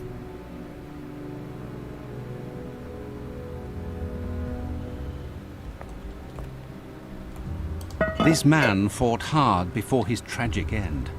The dreadful-looking broken statuette reveals much about his terrible struggle. This message is engraved in some language unknown to me. I must make a copy of this message before the police arrive. A herd of buffalo could not leave a greater mess than the local constabulary. So I'll need to find paper. Can I use this? I can. Perfect. Excellent. A perfect copy of those symbols. Bravo, Holmes!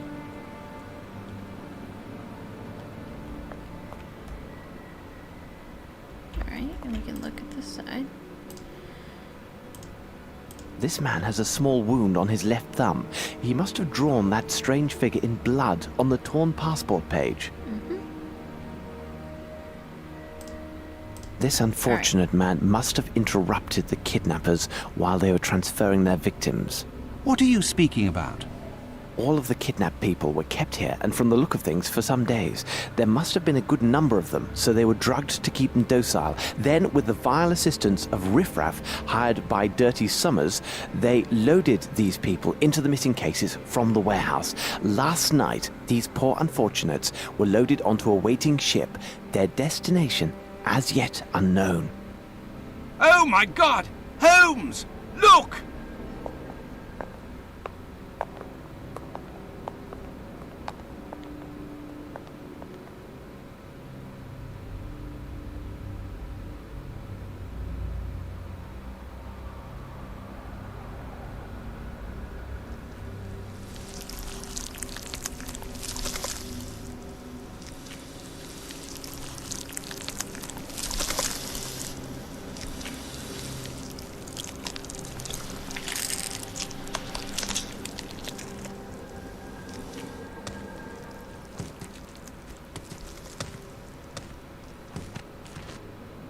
Yikes. Let's leave this place, Watson. We can do nothing here. Yeah, yikes. That part really freaked me out as a kid. That was the most gory thing I've ever seen when I was a kid. But yeah, so that's what happened to Amos Colby.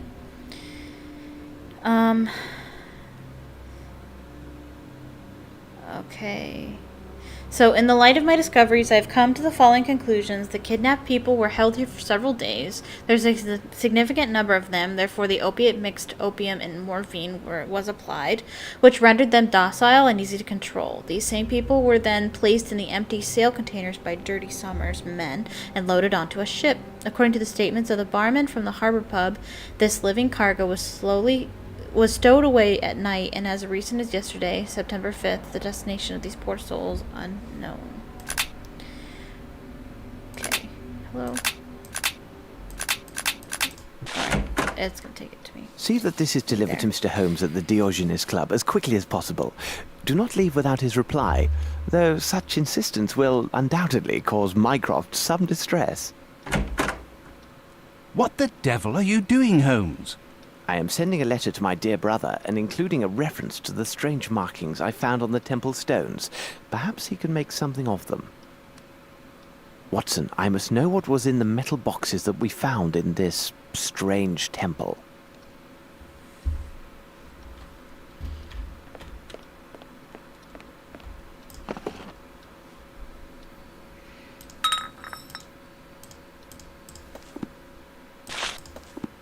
Nothing. Nothing. What are we doing? Gotcha. And there, it is done. This is a very fine powder.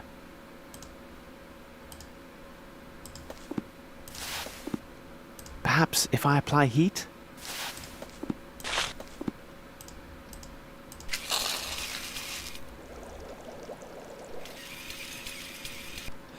That smell. Undoubtedly a derivative of opium and morphine.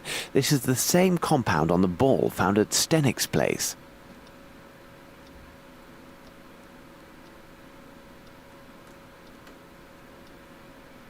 How goes it, Holmes? What is the result of your analysis? Without question, this is clearly a derivative of opiate. Something still troubles me, though.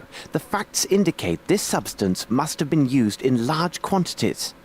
But no English druggist could provide such an amount. Far too risky. And I do not believe British customs would allow such a large quantity to pass through unremarked. All right. Well, I am convinced of quite the opposite, Holmes. Are you? How can that be, Watson? Explain your reasoning. Please remember that as a doctor, I am accustomed to the use of various compounds, including powerful derivatives such as distilled opiates. Those imported from the continent enjoy a special status with British customs, who do not bother the shipments and take little note of the quantities inside. Such shipments are easily identified by their labels. They always bear the identifying mark of the particular medical academy within that country which has an agreement with our own governing academy. Though I can't determine the precise country of origin, I would swear the label scrap left on this crate is one such as this. Okay. Doctor, I will never get to the end of your possibilities. You have solved this little riddle for us. Quickly, and waste no time, we must get ourselves to the custom inspector's office at the harbour. What, now? Can't it wait for our tea? Oh, coming, Holmes. Alright, back to the wharf. But we gotta go to the customs booth. Which we found already.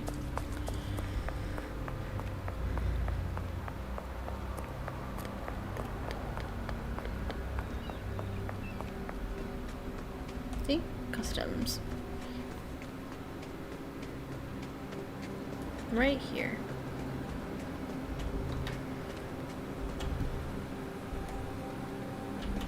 What? It won't let me look at this stuff. Why? Am I supposed to go to the pub first? That could be. I already know how to play this game, so I'm skipping the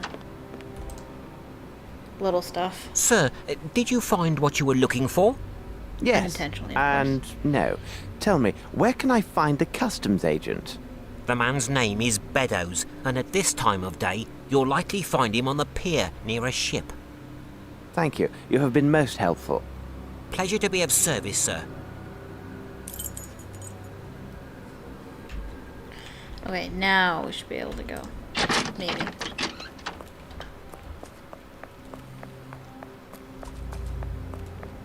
What the? General strike, factory closed. Huh. Doesn't seem to be important right now.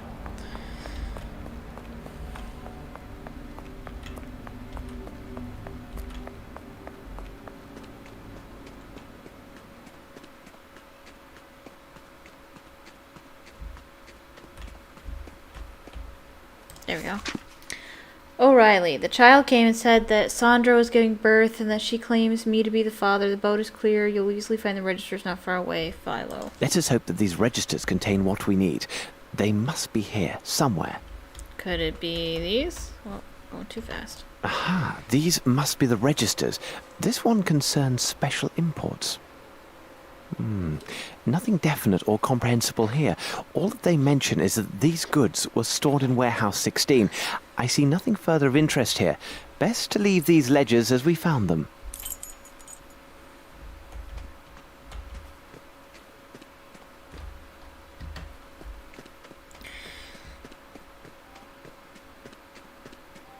So we need to find warehouse 16, which I think is actually up here.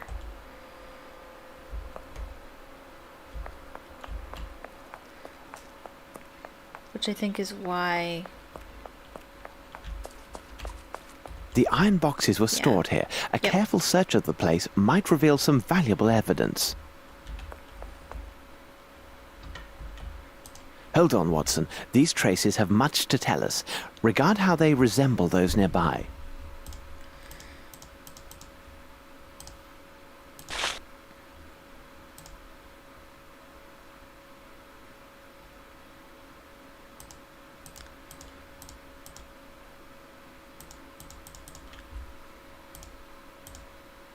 Are we supposed to see it's missing a nail?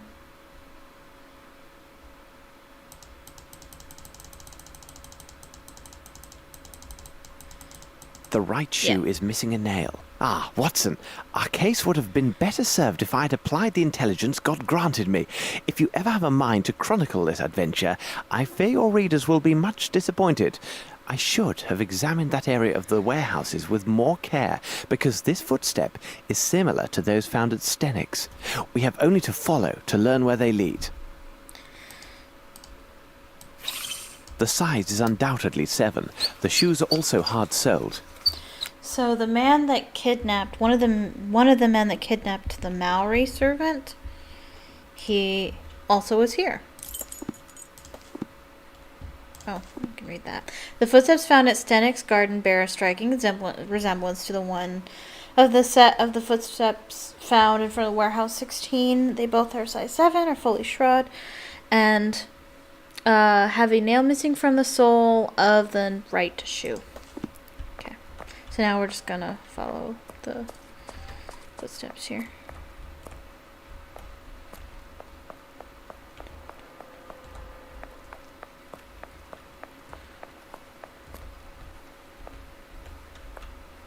I need something.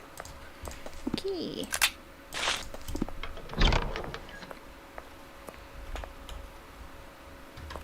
Here is a tab. This one is less damaged. Black Edelweiss, 1896. Excellent. We now know the source of these illicit goods. Watson, we shall now return to Baker Street. There is much to be done.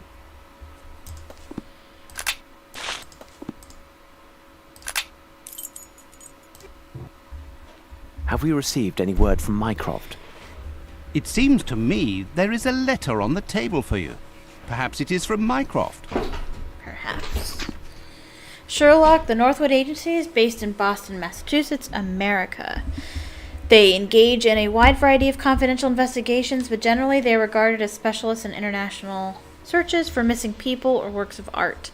They have a solid reputation built upon an outstanding record of success results. Amos Colby was employed in Europe as one of their operatives, and he corresponds to the description you gave. Unfortunately, the details of his last case were confidential, as for now. I have included an approximate translation of the characters that you discovered, though it is rough and, I must admit, rather enigmatic. Sincerely yours, Mycroft. Okay. That your grubs go through the ether, stars like maggot in the fruit, wait for your awakening to honor you. Light of abyss, he is the one that you chose to show us the beauty of deep blackness. Light of abyss, he is the one who carries your mark on the body. He became one of yours. Light of abyss, for his call depths answer, and we shall answer in your name. Light of abyss, his body is seaweed, his body is octopus. His voice is your voice. Let the dream and the return of the great be fulfilled.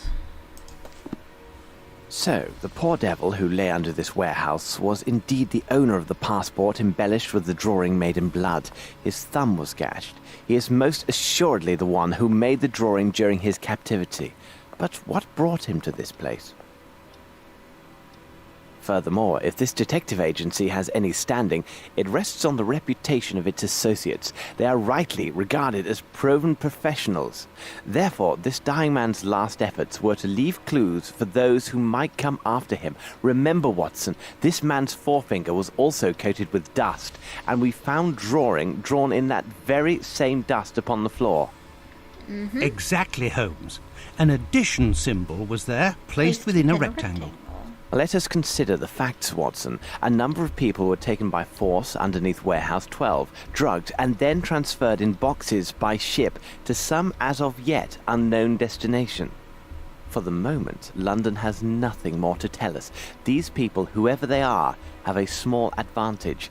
We should give them no more. We must make our departure, but to what destination? Wait, Watson! I have a sudden thought. What do an Edelweiss and a rectangle containing an addition symbol signify to you? Well, I wish they had more clues for you to be able to answer these questions. You'd have to be aware of national flags to know this question. But Edelweiss sounds German, right? And the flag, the symbol is a rectangle with an addition symbol in it. There are actually a couple of flags that look like that. The English flag looks like that, for instance.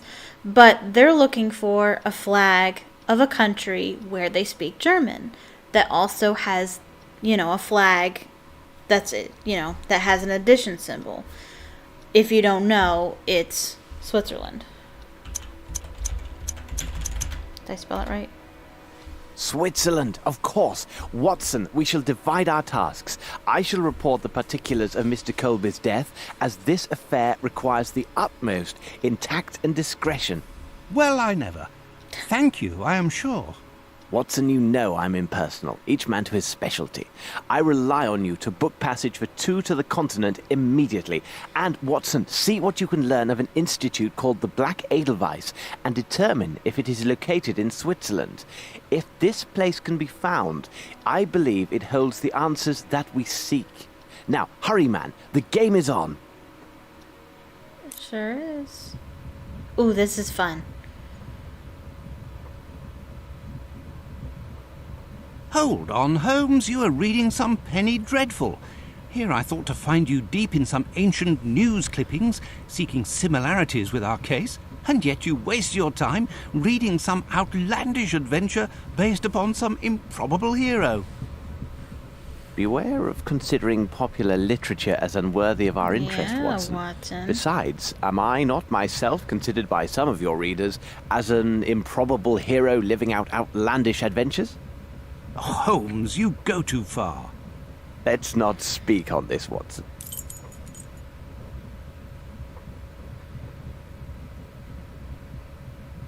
This horrible statuette gives my nerves a shake, Holmes. This trip to Switzerland, it brings back unpleasant associations, doesn't it? Sure does. Watson, those events should remain where they belong, in the past. However, I will not be joining you in Switzerland. When the train arrives in Lyon, I'm afraid we must part company, as I have business elsewhere that will take some time. But Holmes... As a doctor, your impeccable credentials will allow you to ably advance our investigation at the Black Edelweiss Institute. My presence would likely only arouse suspicion and harm our cause. I am writing the name of a Swiss policeman on this piece of paper. He is stationed at the village near the institute and is a most reliable and capable man. Turn to him should you entertain even the slightest suspicions during your visit. And you, Holmes? As for me, Watson, I will investigate this case from the other side.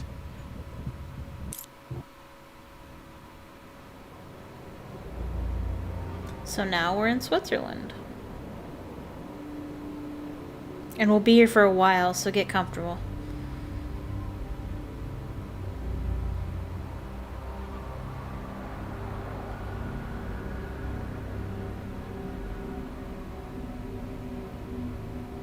Keep your wits about you, Watson. Should you witness anything out of the ordinary, no matter how trifling it seems, go immediately to the valley and ask for Superintendent Bilger. I know him. He's a trustworthy fellow and has been informed of your presence in his district. He should prove to be an able ally.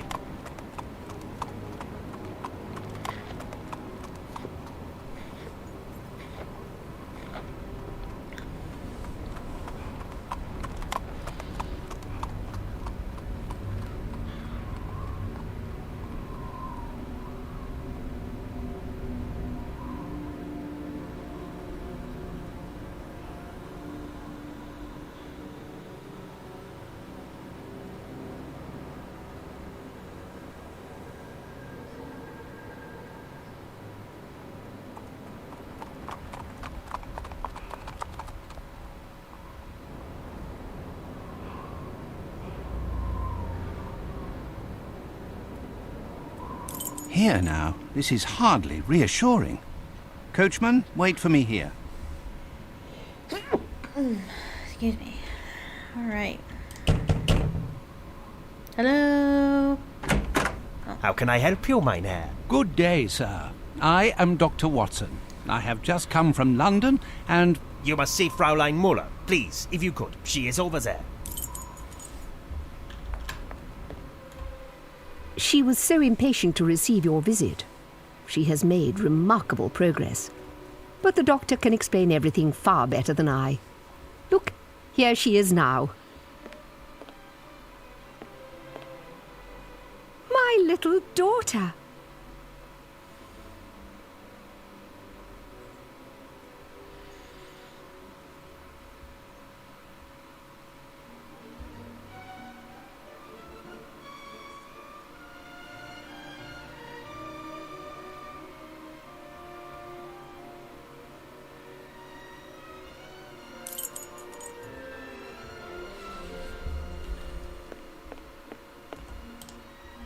Good day, miss. I am Dr. Watson. I believe you have word of my visit. Indeed, Doctor. Your letter said you wished to speak with Dr. Gyjax. I will see if he is ready to receive you. Thank you, miss.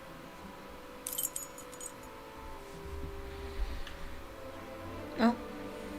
Good morning, Dr. Watson. I must say I viewed your letter with both astonishment and pride. You want to know more about our methods of treatment in order to compare them with those applied in your country. Indeed, Doctor. I am sure that we British could learn a great deal from our colleagues on the continent. You are quite right, my dear Doctor. But this professional consultation could have been managed with greater efficiency and ease by correspondence. I'm sure you can understand my time, as is yours, is quite valuable. Pray tell, what precisely brought you to the Black Edelweiss, Dr. Watson? It is quite simple. Through some random events, I encountered a man who was a former patient of yours. His actions suggested that he was suffering from such disorders as... Good morning. I am Amos Colby from the Northwood Agency of Boston, Massachusetts. Is something wrong, Doctor? Upon my word, this man who claims to be from the Northwood Agency is an obvious fraud. The true Amos Colby died and was buried just a few days ago in London. I must now tell you everything. I am here because one of your staff has engaged in a dangerous trade between this institution and parties in England. Moreover, those activities are tied to a murderous sect, which... And you think that this man could be one of them? Indeed. It is entirely within reason that he is here to eliminate any traces of their criminal enterprise, if you see my meaning. Indeed I do, Doctor. Let me show you out. I trust that... Please return at this same time tomorrow, and I promise I will be entirely at your disposal. But I entreat you, please maintain complete discretion on these matters. May I depend on your cooperation? Most assuredly, but...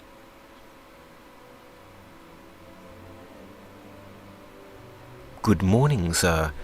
How may I be of assistance? You can start by telling your men to all take a few steps back. Then we can have a nice friendly... Very interesting. We have indications of a personality breakdown and related paranoia. I must ask you to come with me to the examination room so we can reveal your deeper problems.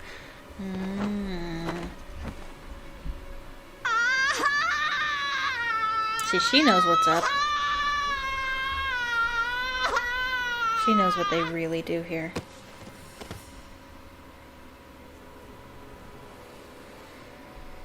Do not worry, it's nothing serious.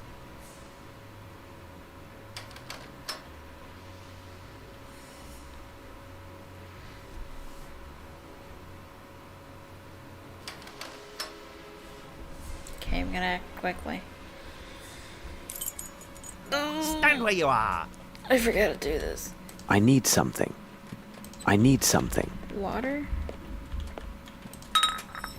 I need something. I need something. If I fill it with water, the doctor will have only a harmless injection to use. Actually, I need something. don't. And there, it is done. Easy. It's not that important anyway.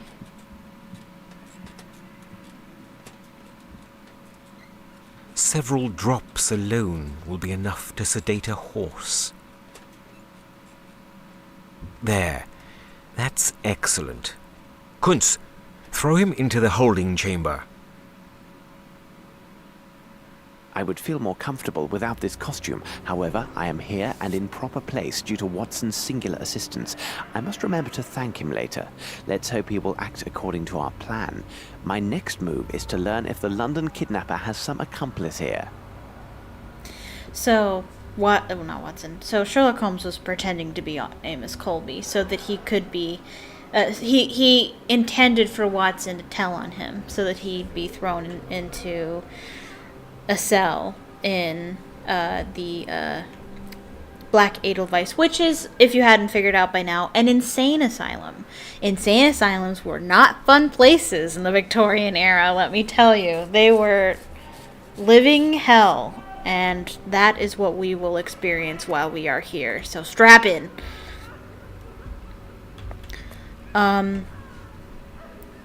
Yeah, get used to that crying in the background. That's gonna go on for quite a while. What else? I feel like I was gonna say something else. That's what he meant by I will investigate from the other side. He means the other side of the bars. The nurse will return soon. I must make it appear as if I'm still here. The nurse will return soon. I must make it appear as if I'm still here.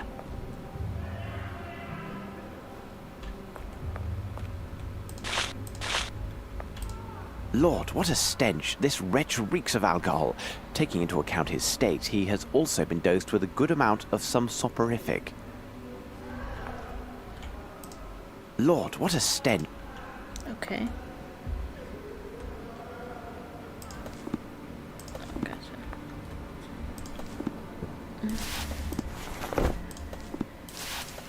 This should complete the illusion of my presence. For how long, I can't be sure. Oh, sorry. Hit my microphone. Closed. Tight. This is one of the few puzzles that are in this game. I think you need to put them in order.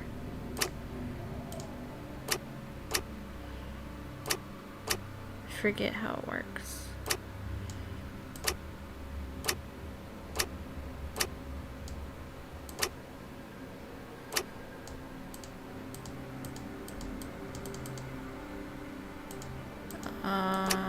What?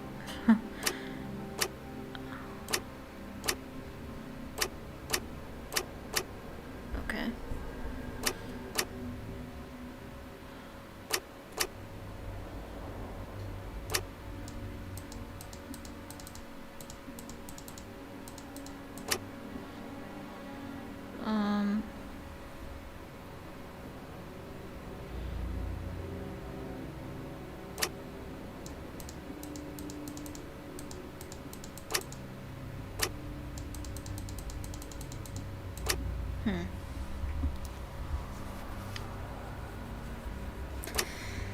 I forget how this puzzle works.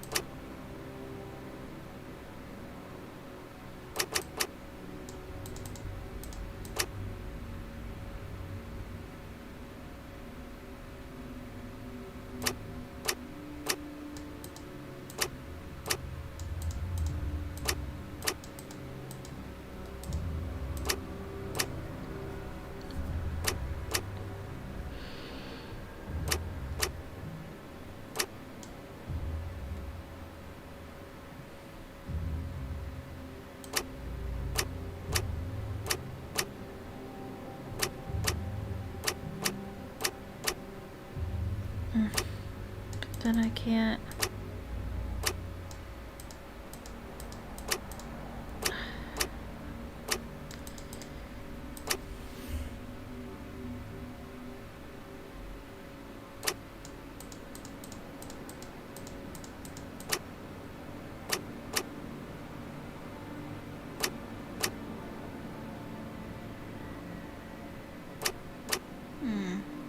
Okay.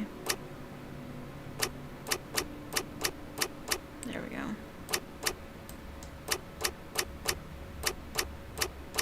So you can only pile them up if they're in order and in these sections. You can only fit one in these sections.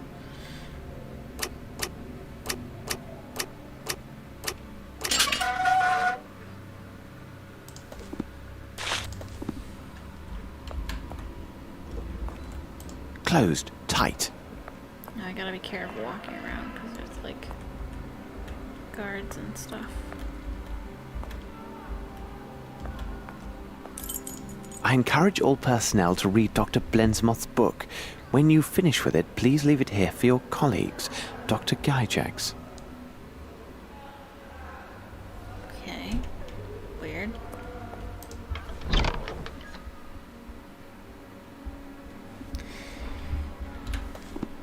Oh, whoa. Oh, that's neat. What's the crouch button? Control? Shift? There's a crouch button. I thought it was C. It's not. Shoot, what's the crouch button? Down? No? Because there's a dude I must here. hide and avoid the nurse, else he will raise an alarm, and I must find some means of neutralizing him. Perhaps I could put him to sleep somehow. I need to crouch. Tab. No. Space. Enter. Let me save. Let me look at the controls. Strafe. Run. Next item. What? Where's the crouch button?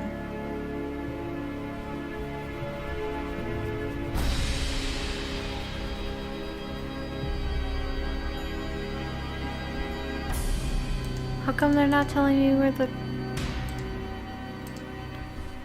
I didn't know you could configure them. Oh, can I... no?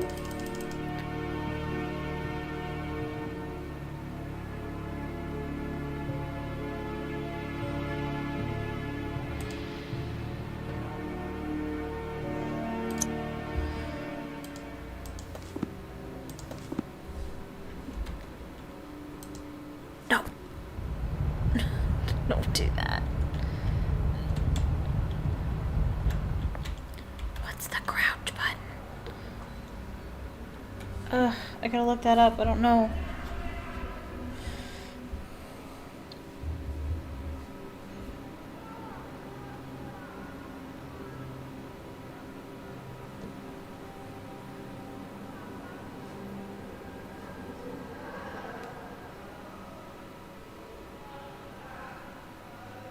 Yeah, I was right about that. Yep. Sorry, I'm looking in the walkthrough to see.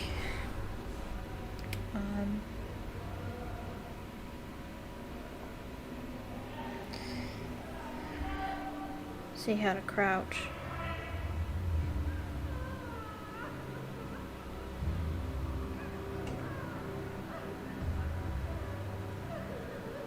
Press the control key to crouch down. I did. It doesn't let me. What? Is there another?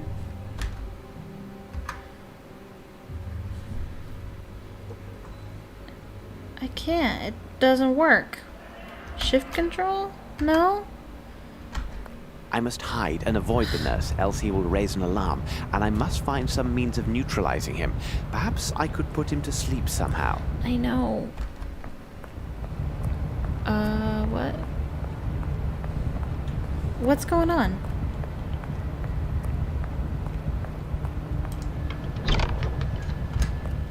Stop. Stop. No. That's not what I wanted. I didn't want to trigger this yet. Hey, you! What are you doing out there? Huh? You are not a nurse. Come on, get me out of here. I'm very sorry, my friend. I can't help you as I'm just passing by. I'm not your friend. I am Maurizio. I can promise you won't get very far if you don't set me free. My cries will bring the entire hospital on your trail. Well, my friend, Maybe I you mean can't Maurizio. control. Maybe it you looks can't like you have crouch in logic on the your side, remastered but version. I don't have the key to your cell, and the door looks quite solidly built. What do you make of our dilemma? The door may be solid, but the lock is worthless. There is a room at the end of the corridor where the repairman from the mainland stores his supplies. I am positive there is a crowbar inside. The key is hidden in a crack near the door. As he's afraid of losing it. Come back for me when you get the crowbar. Okay. Okay, it's possible that Bring me the crowbar, or I'll scream and bring the... Okay. I'm gonna see if I I can must walk hide in here. and avoid if the I can nurse, just, else because he I will did raise an before. alarm, and I must find some means of neutralizing him. Perhaps I could put him to sleep somehow. Maybe you can't crouch in the remastered version, because I was able to walk in here and he didn't say anything. An old so. puppet, almost as welcoming as Fraulein Muller. Okay. Because I walked in here and he didn't notice me, so.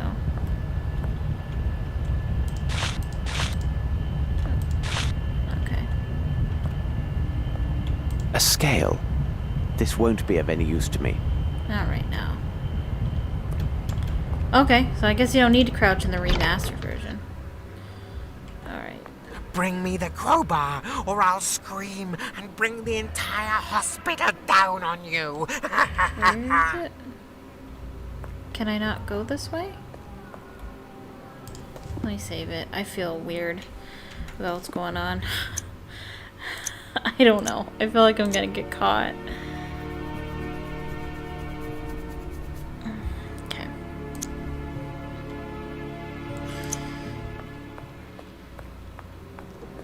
Yeah, it's at the end here.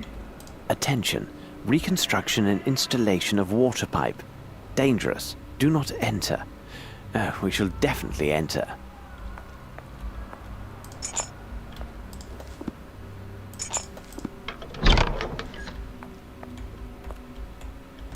That's the crowbar. I must measure them first, before taking them. I must measure them first, before taking them. Okay, so I gotta get something that'll measure them. Okay.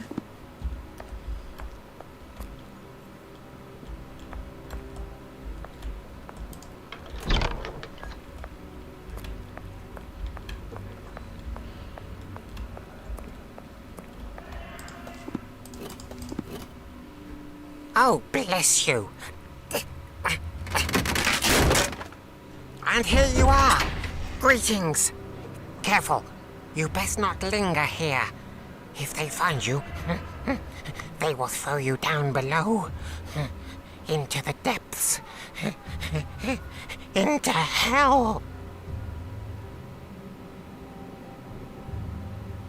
What's he doing there? Stop him, quickly! Stand where you are.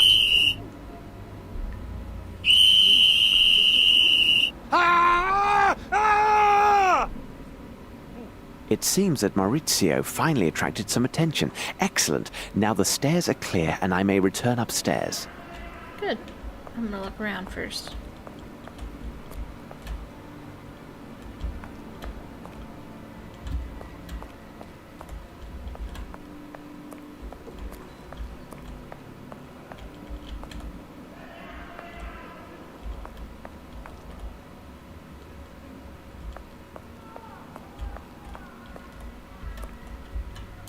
Closed. Tight. Do I have a key? No. I wonder if I could use the spoon on it. Closed. No. Tight.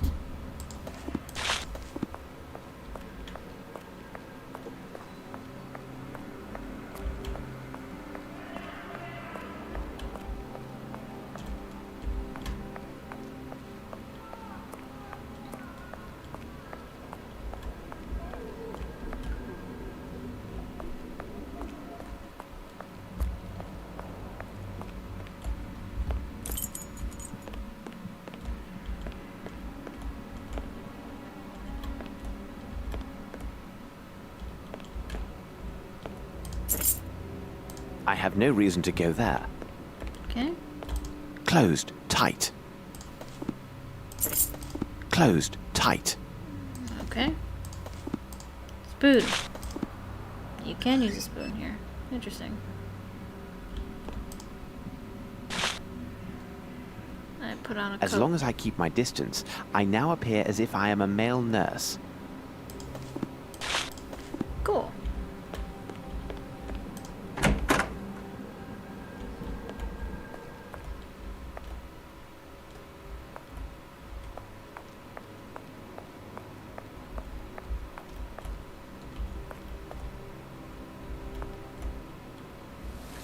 Nurse, make him stop.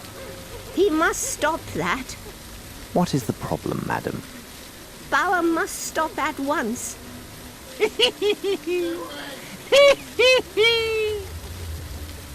The birds have not been fed for 2 days. Bauer must have taken the seed. I want them to fly. Fly out, fly out. When they fly, birds will be everywhere, and all the men in white will run all around. Run, run everywhere.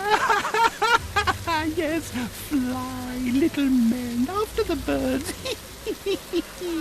Run here, run there, run everywhere, men in white. Run, run, run.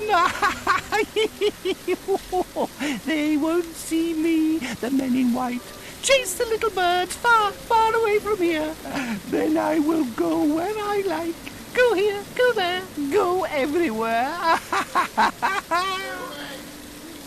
Alrighty. Extraordinary. These are all bird variants that can speak.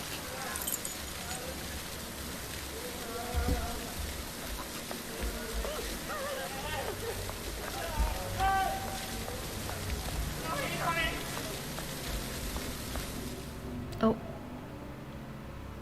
Now my smock will not help me. I must avoid being noticed.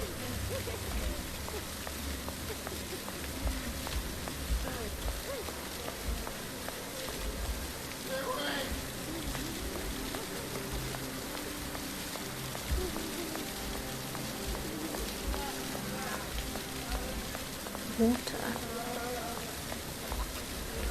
Water.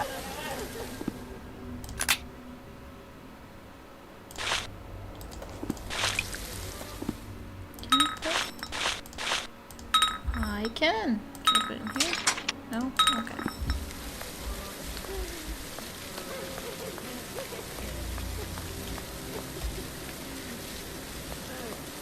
If I talk to him, will he say something again? No. Okay, good. I can skip it. Closed, tight. Closed, tight. This lock is too complex for this tool. Alright. This lock No. is too complex for this tool. Thanks. Okay. So I can't do that right now. Here. Okay, fine. And then it's around this corner that there's a dude. Oh, no, not this corner.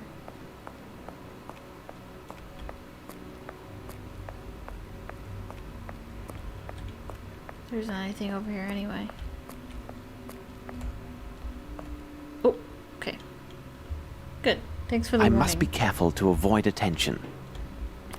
I love that it helps me with that.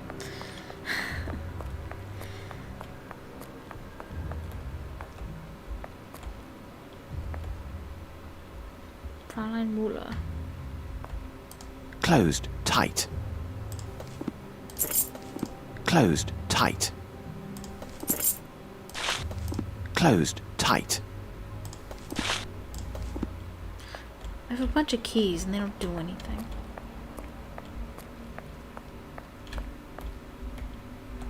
No?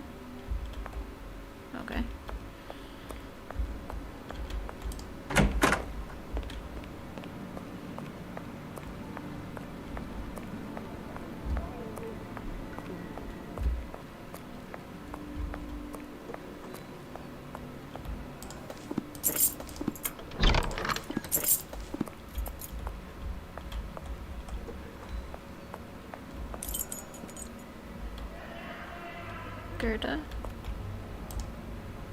Excuse me, miss. Go away, you swine. Leave, or I'll make you bleed.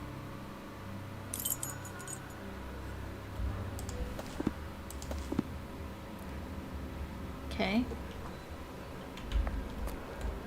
Closed tight.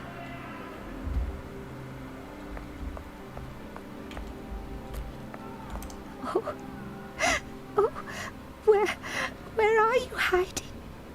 Where are you? Don't leave me all alone. Hide. Oh.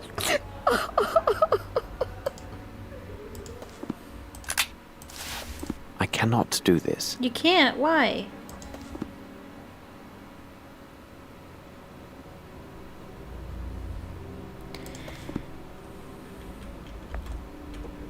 I cannot do this. Okay. I guess he doesn't know how to Closed use tight. it yet. I don't know. Closed tight. Closed tight. Closed tight. Okay.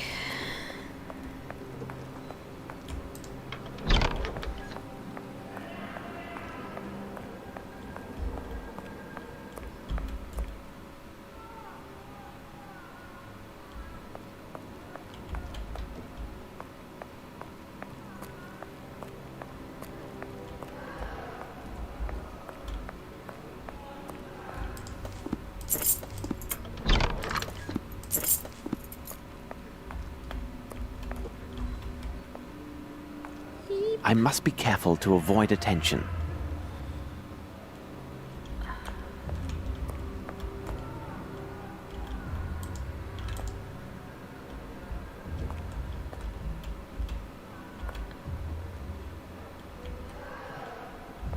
I don't know how to do that. I'm gonna save just in case. 'Cause yikes.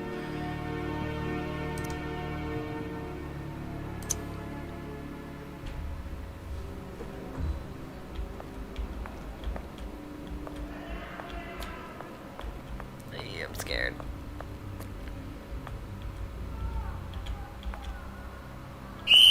Yeah.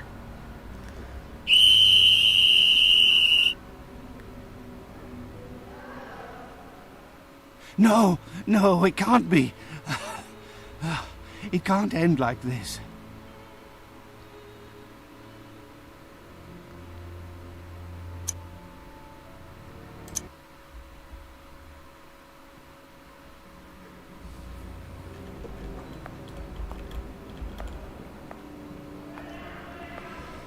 I should find a way to get rid of the nurses so I may quietly move about this floor and speak with the patients. Okay.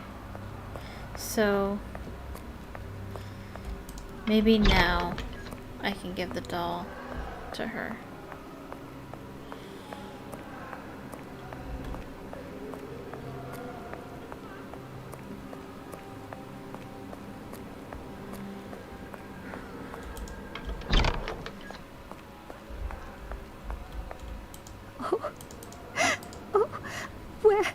Where are you hiding? Where are you? Don't leave me all alone. Hide. Oh.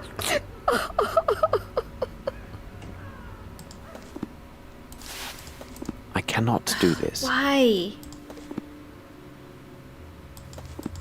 I don't understand.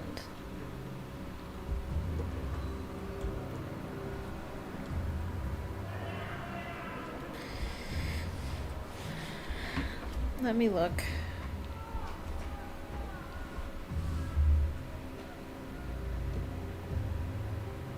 Oh.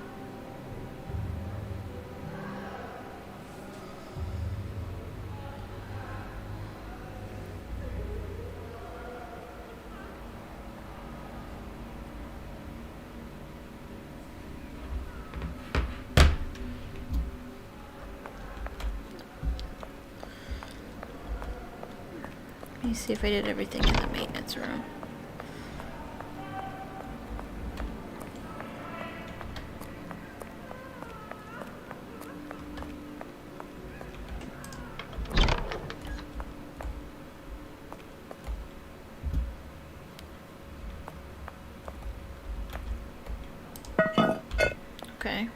that.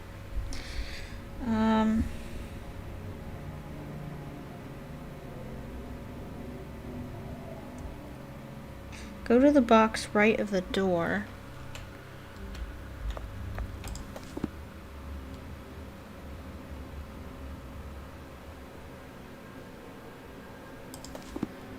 Oh. Oh, that's what I needed. I didn't see that. Okay. The diameter of this pipe is 18 millimeters. The diameter of this pipe is 10 millimeters. The diameter of this pipe is 16 millimeters. The diameter of this pipe is 22 millimeters.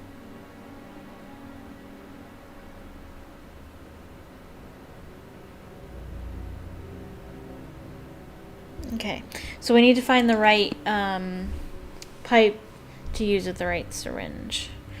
We want this one with the 16 millimeter one. These pipes are too large to carry more than one at a time. Okay, which one was it? That's the 18 one. We don't want that one.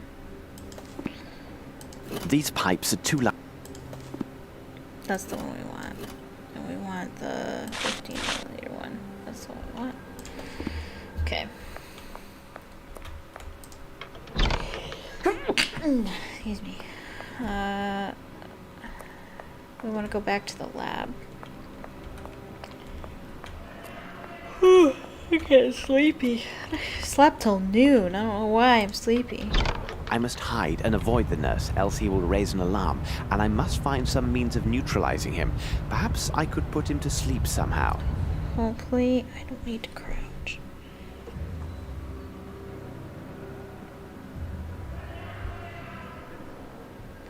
Combine the sedative and the syringe, then combine the syringe with the sedative and the pipe. It says then crouch down. I can't crouch.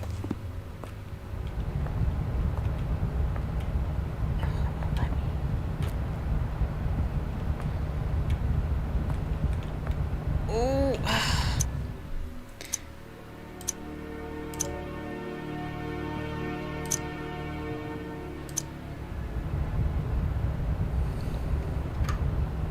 It won't let me crouch.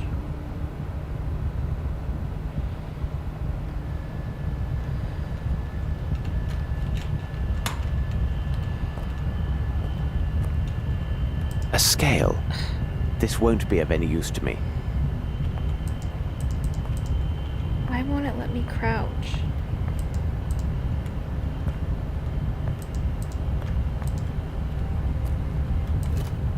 Okay, good. Thank God.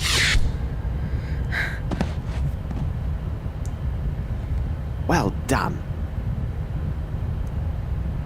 Alright.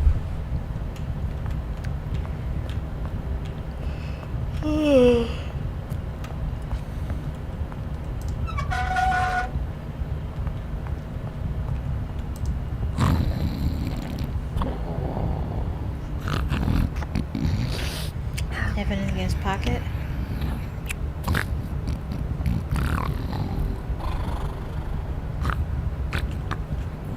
No? Oh. Take the remaining stones and convert them to cash. Then buy back the rest of the goods as Schnitzer asked. I want all this to be settled before my departure. This is a letter from Gyjax, as this is clearly his signature. I don't understand. Stones? What stones could he mean?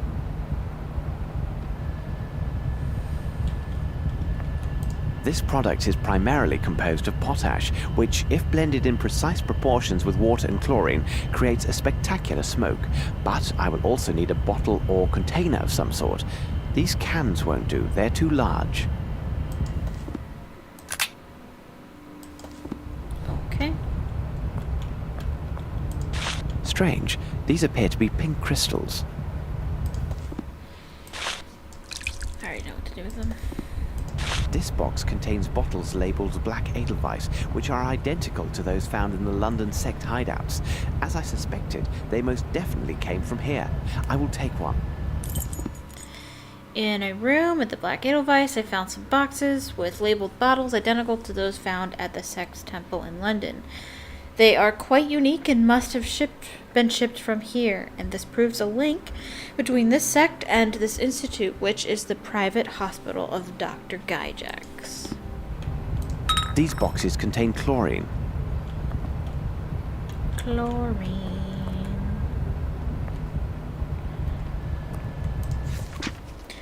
The mind is power, its secrets. It is not about magic. In fact, everything is a question of will. We are sometimes surprised by a young child's vigor and force of action. The point to consider is that when a child moves to act, all their being and will are focused on that one action, and they move without the slightest inhibition, which might paralyze an adult. A man who wants to leap across a trench first considers what would become of him if he should fail and fall, or he might consider landing and how to avoid a nasty sprain. Even worse are the results of acting under the gaze of some silly young woman who he seeks to impress. All these distractions prevent the man from concentrating all his will and strength on leaping across the trench, which reduces his chance of success. If this man, like a child, acted as though nothing else existed or mattered at this moment other than this leap, I maintain he would leap not just this trench, but 3 times again as wide. Consider for a moment ancient lore such as Greek mythology. Wouldn't the strength of the gods granted Hercules be more a corollary condition of spiritual beatitude in a poor mind? Other learnt text speaks of the alcoholic, antisocial, and the whole apparent nature of this hero. All these are signs of poor intelligence and ignorance of the positive or negative aspects of one's environment. His permanent dialogue with the gods and the fact that these deities flatter our hero regarding his potency drives him to an enraptured state that is characterized by chronic recklessness and complete faith concerning the success of his prowess. Recklessness and disregard of the world are the same qualities of the child. Let us imagine that amazing strength serving a weak but uninhibited mind.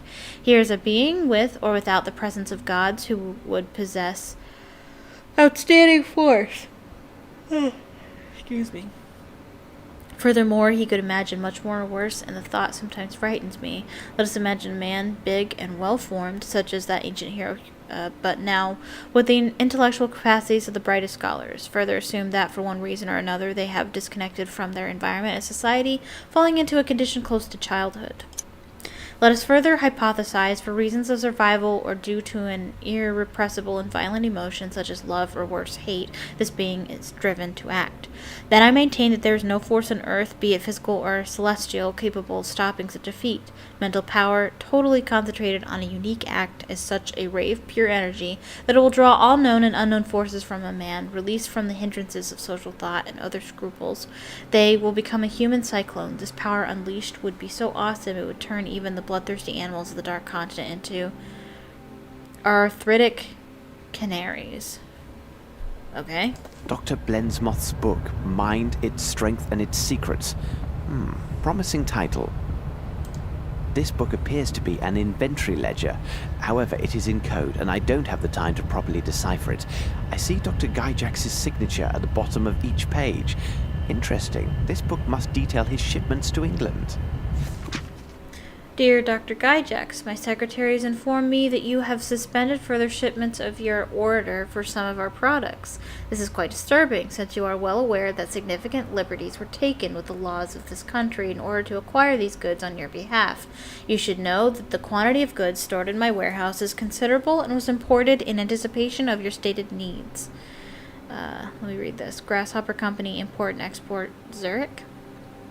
Taking into account the potential danger which retaining these goods in my warehouse represents, I have lowered their price 2 times over in an effort to dispose of them. I trust you understand that discovery of these substances in my warehouse by the local authorities would lead to the undesirable necessity of having to explain myself, and it would prove most difficult to conceal their intended destination, which would be your establishment. Best regards, F. Schneitzer. This letter is dated 2 weeks ago. Did I take some of that potash? I didn't, I don't think. I need a container for it, I think.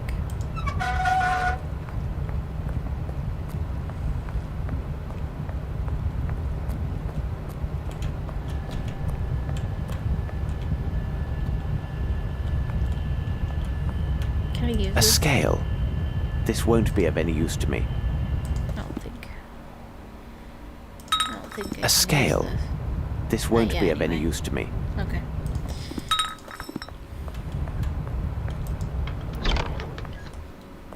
Can I give the doll to the girl now?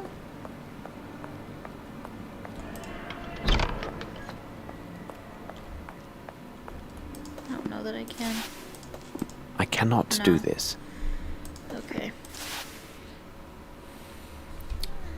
I don't exactly know what to do now.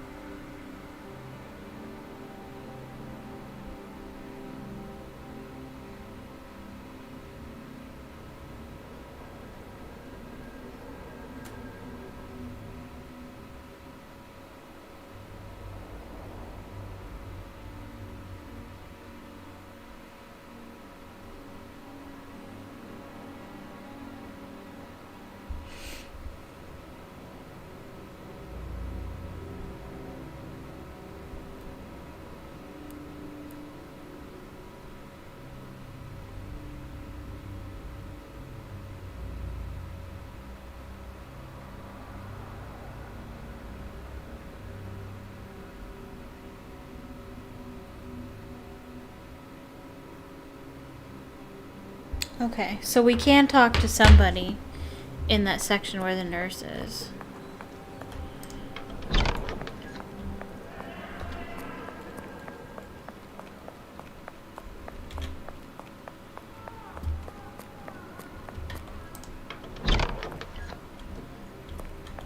I need to talk to Bauer.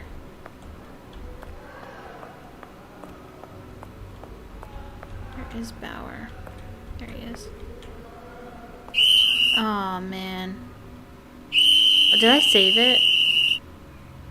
Uh-oh. No! Oh. I must hide and avoid the nurse, else he will raise an alarm. That's and okay, I that must wasn't find that some long means ago. of neutralizing him. Perhaps I could put him to sleep somehow.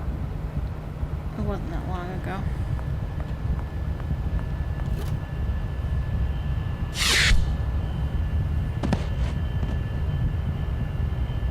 Well done. Let me make sure I got this right. Go back through the door and turn the corner by the lab. Go forward and left past the maintenance room. Use the key to unlock the door at the end of the corridor. Go past the first left aisle and go forward. You might see a male nurse going around.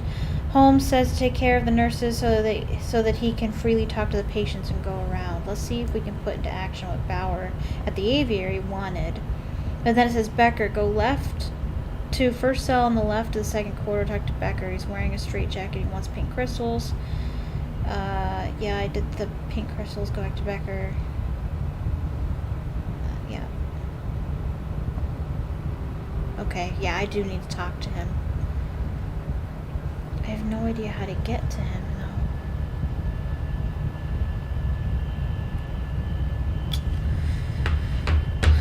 though. Okay, well. Let's do this again. This is a letter from Gyjac. Yeah. This product is Yeah, primarily I compared. know. Strange. These appear to be pink. This box contains These boxes contain chlorine. This book appears to be. This letter is Dr. Blensmoth.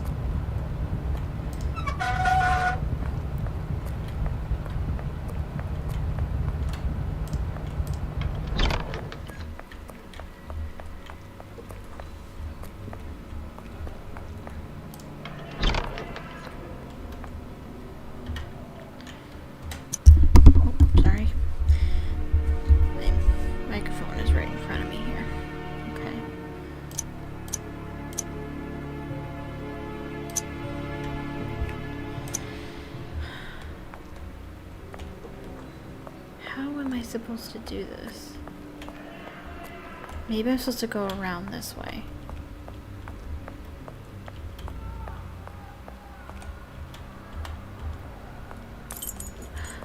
Oh, here he is. Who are you? You are not the nurse. Give them to me. I beg you. What do you need? Small pink crystals, please. In the laboratory.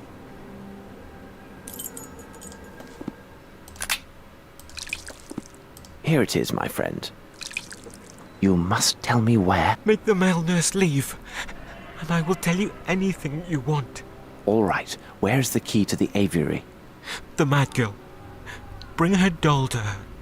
She knows. I should find a way to get rid of the nurses so I may quietly move about this floor and speak with the patients.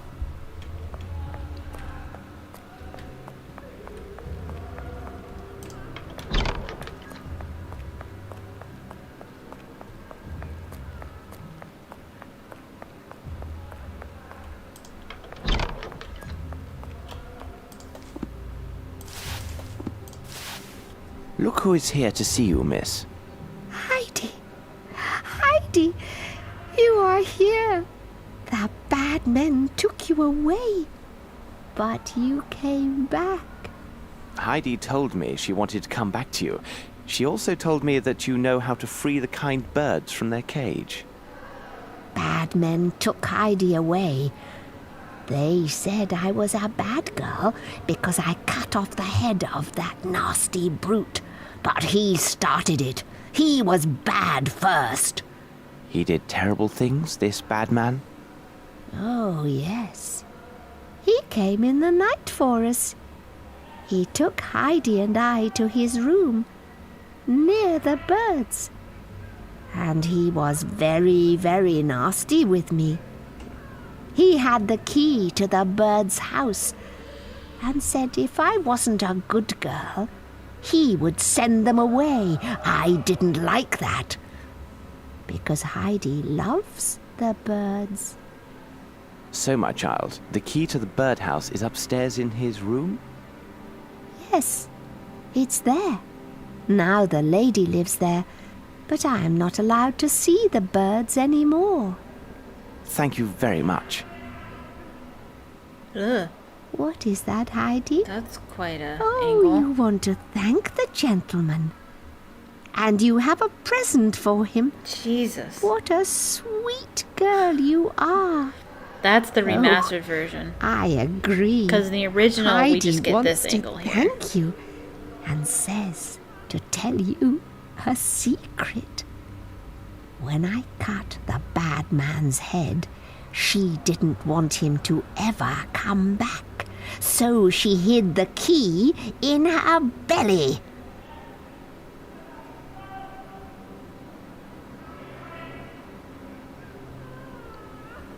We are in your debt, young lady, and our humble thanks to you, Heidi. Heidi, child of the mountains. Alrighty. I believe that's the key to, what's it land? Upstairs. Does this go anywhere? No.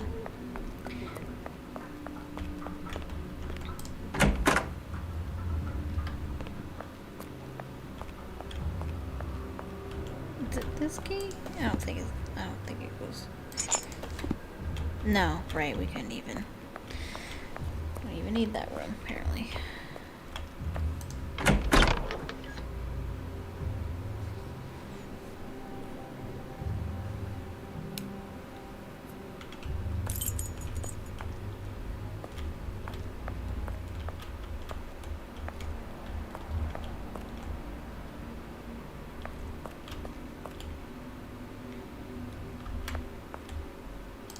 This must be the key to the aviary. Perfect.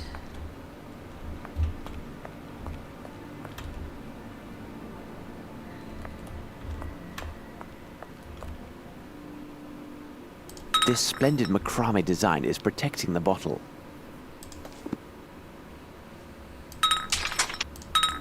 think we need to put potash in there. Dear Fraulein Muller, we are deeply sorry, but it seems we have sent you the wrong spectacles, which were actually intended for another customer. In fact, they are waiting for those lenses, and you know how difficult it is to be without spectacles. If you could be so kind as to return them, we will gladly pay all your expenses for the regrettable mistake. Once again, please accept our most sincere apologies. Macrame, a healthy occupation for modern women by Calipigi Mubala Smith Papadopoulos. Jeez. And look at this, it is a signed edition.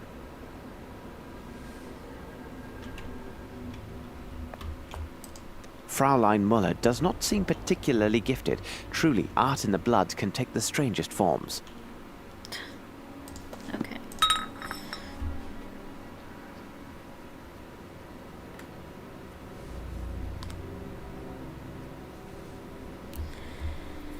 Okay.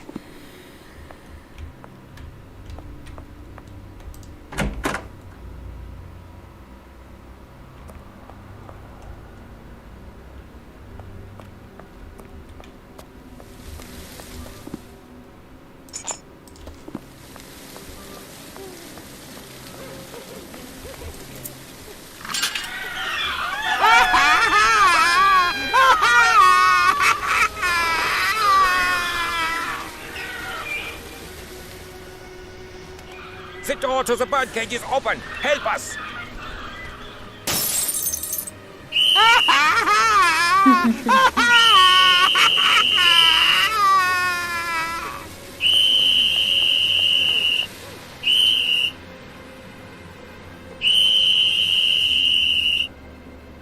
The birds have escaped! Quick! Catch them! Catch them! Thanks to the panic, all the nurses will be elsewhere, as Bauer would say. While the guards are busy trying to catch the birds, I should use the opportunity to search the rest of the asylum.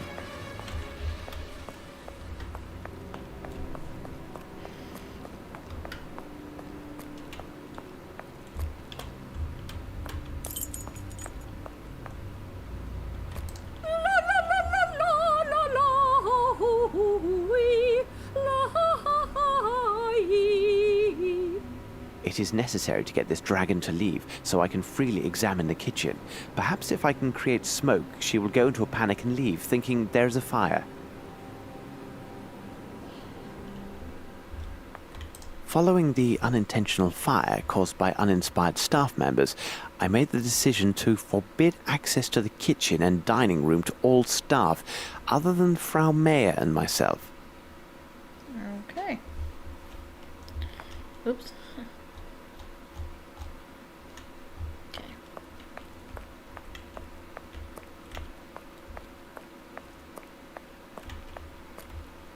That door isn't important.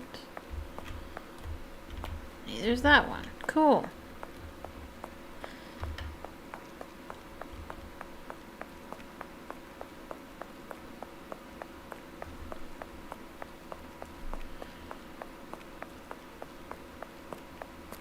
So quiet without the birds. I want to go to the lab. Lab. Here.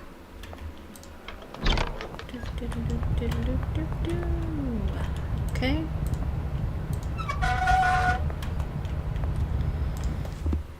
And Potash, the perfect ingredient for creating smoke.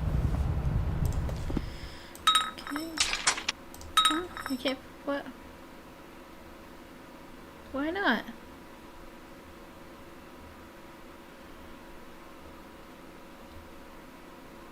Oh, water. We need water.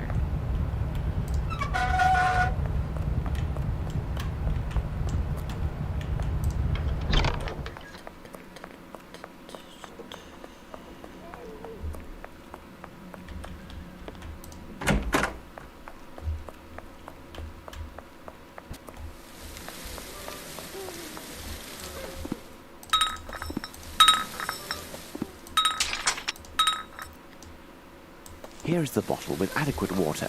I must calculate its capacity as accurately as possible if my smoking apparatus is to work. Oh, okay. So then maybe I have to weigh it in the lab?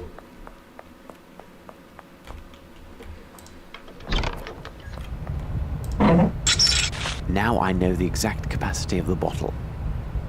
Good. Yay! Okay, now we can go upstairs. Da, da, da, da.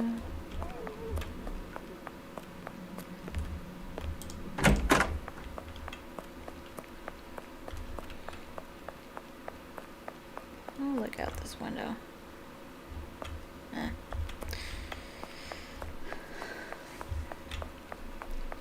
Actually, we probably could have fast traveled.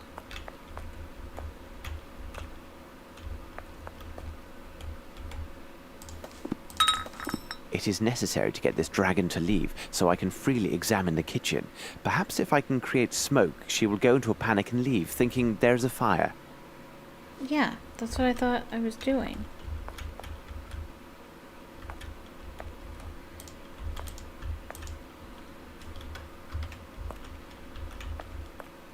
What am I missing? I must create a smoking apparatus. For this, I will need water and a few other chemical elements. You mean I'm not done?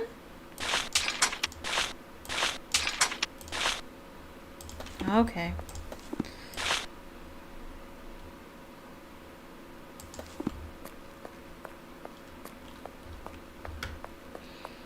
Actually, we can probably fast travel. The attendant is gone. Ah, I'm very glad. But you are not an attendant? No, my good man, I am not. I arrived from London to investigate private charges of embezzlement against this establishment. You came all the way from London? Why would anyone choose to come to this god-forsaken place? Indeed, I have just arrived from London and my reasons will soon be clear. Listen to me.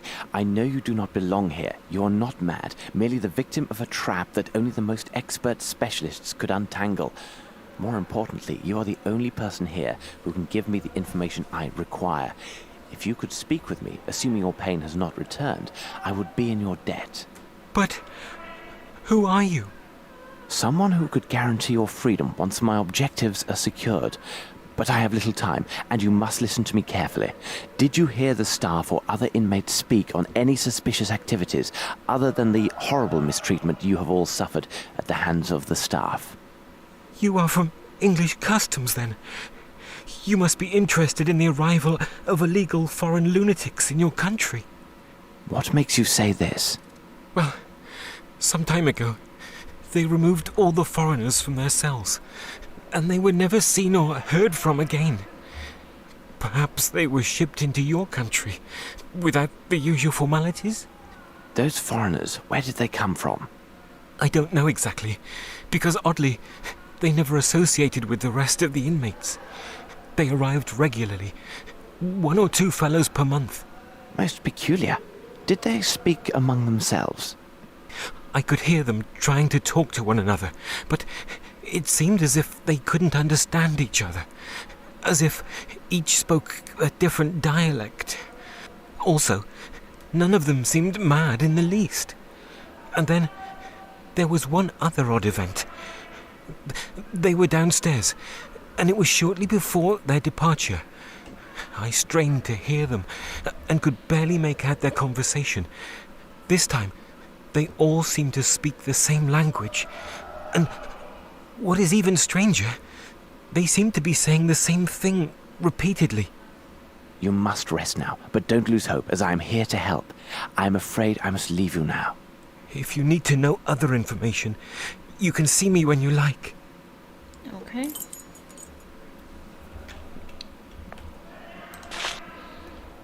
We're gonna take this cart. Oh, that's Bowers' place. Impossible. This lock is too complex for this tool. For a key? Okay. Impossible. This lock is too...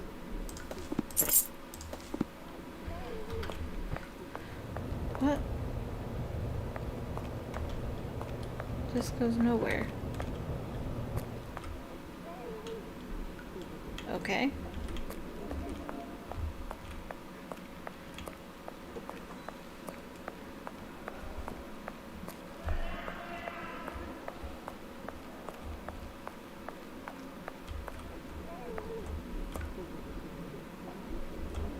This gateway must lead to the last floor, or hell as Maurizio calls it. This is meant to be used by 2 people, and here I am alone. What should be done? I have to create a system to use this lever in distance.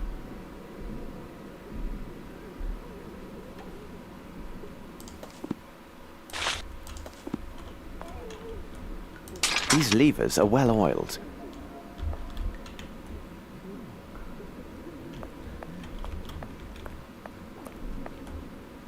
Closed, tight. I know we use this cart thing. I just don't know where we put it. Oh, right there.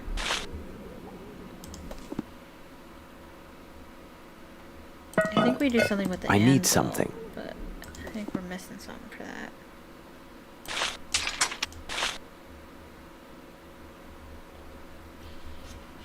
What are we missing?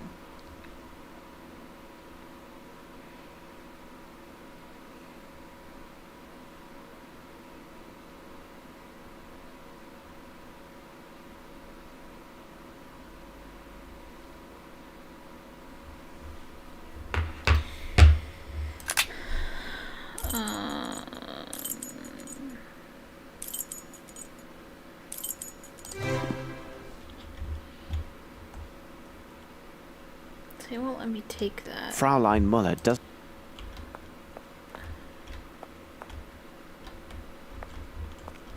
I'm supposed to be taking something. I thought I looked everywhere in here.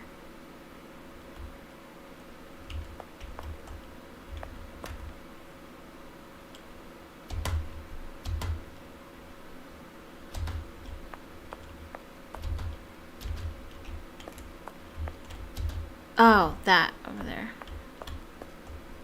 A lovely piece. I must say it's the highlight of this exhibition, but I dare say it shall prove useful. No?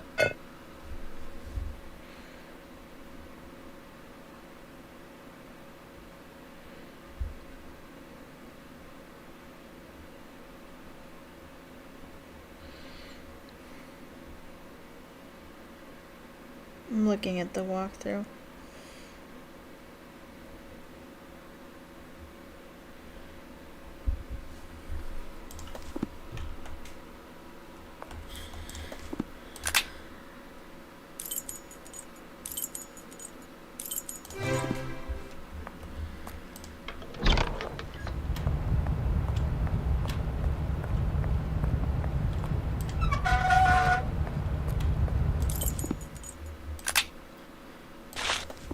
Here now, I must take care to measure the precise dose.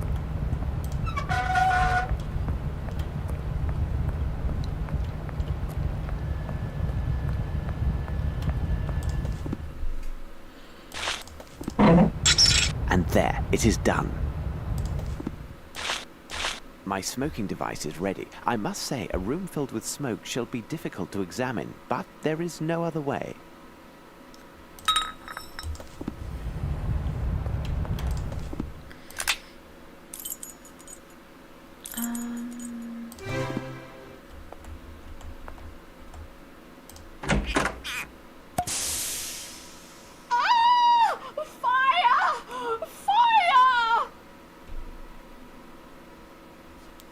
Alright.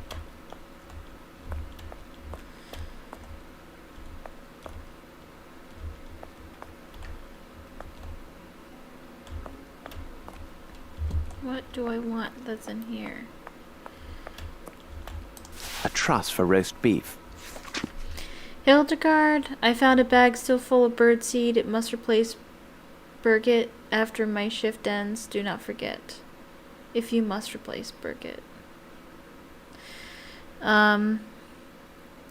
3 short bells, then a long one. This will send the lift back up to the doctor's office. When it arrives at the first basement, the way up will be blocked. You will have to go down to get the dishes afterwards. See you and good luck. Gretchen. Okay.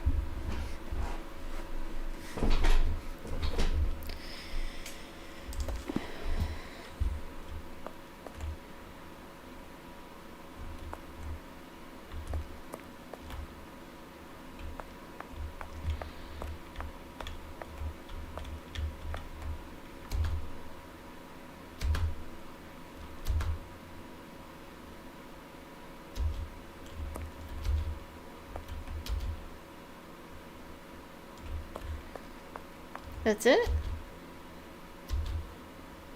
Alright.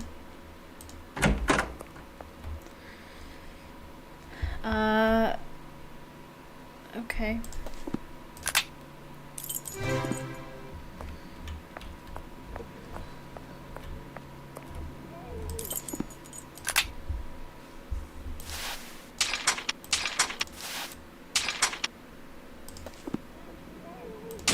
The only solution is to find a method allowing me to lower this external lever when I am between the 2 gates.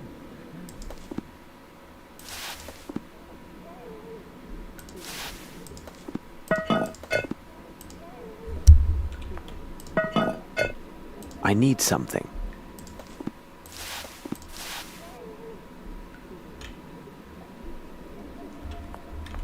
Closed, tight. This is meant to be used by 2 people, and here I am alone. What should be done?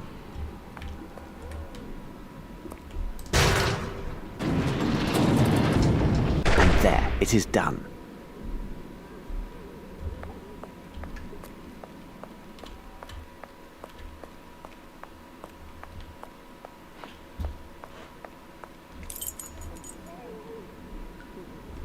I feel like that's new. I feel like those arrows are new.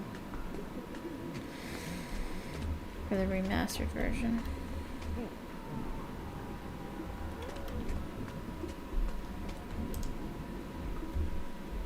Three times 3 is 9.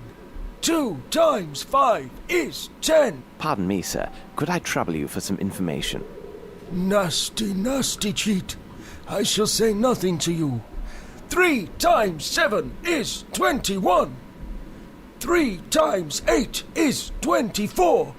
I shall speak only to Professor Schwartz. He understands that I have learned all my lessons. 3 times 9 is 27. Apparently he will speak only with this professor. Perhaps the medical files on this man Wolf will be helpful. How do you know who he is? Oh, his name is right there.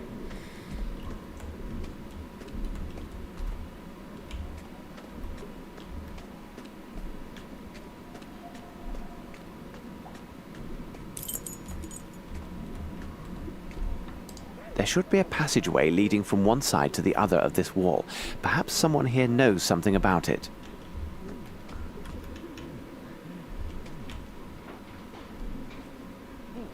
This door is quite solidly built, but the lock is rudimentary.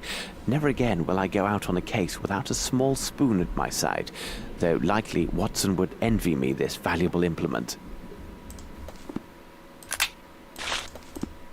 And again.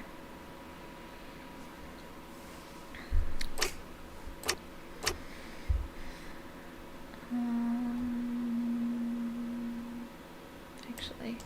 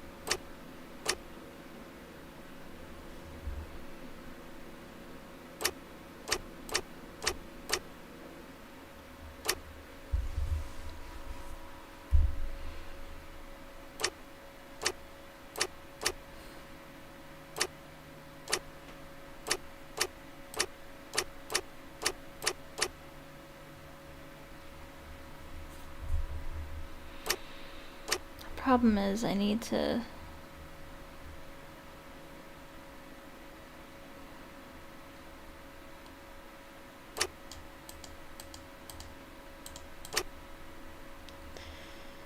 I can't move that there.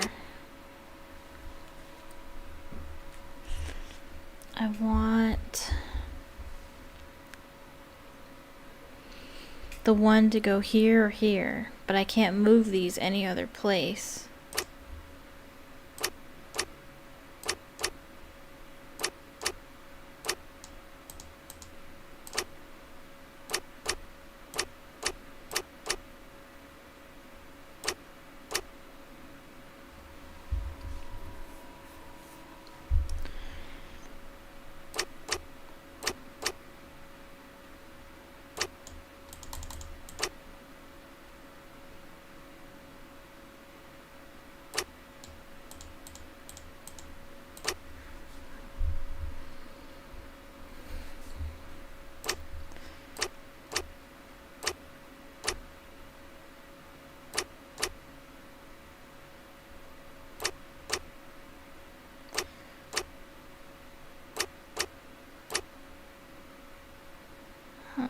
How did I do this before? I got like all the way to 2 before. How did I do that?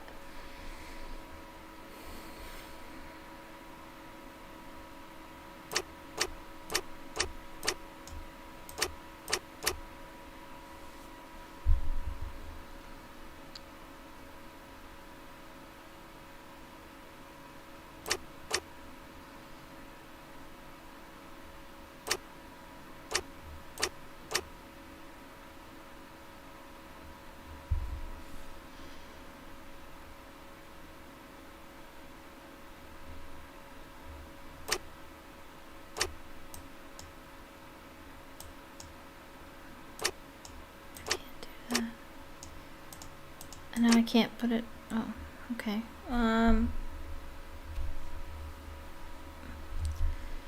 do I do this now?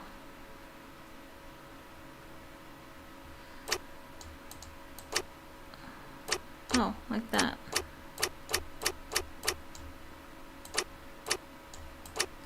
I don't know how I did that. I don't know if I could do it again, but...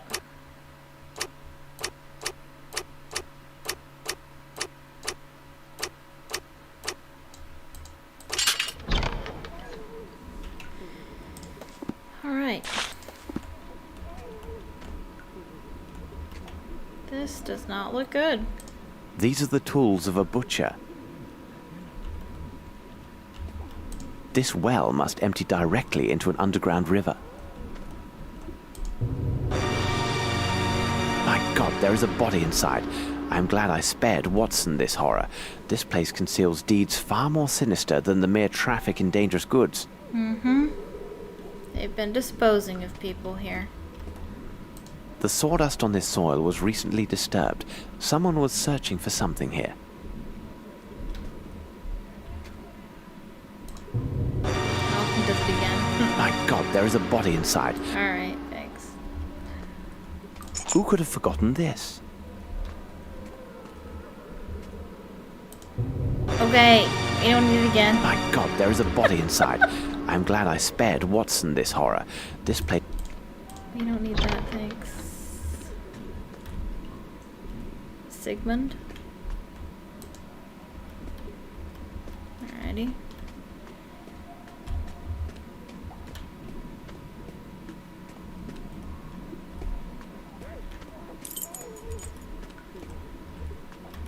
Closed tight.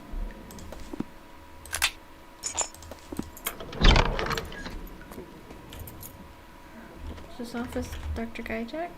It is.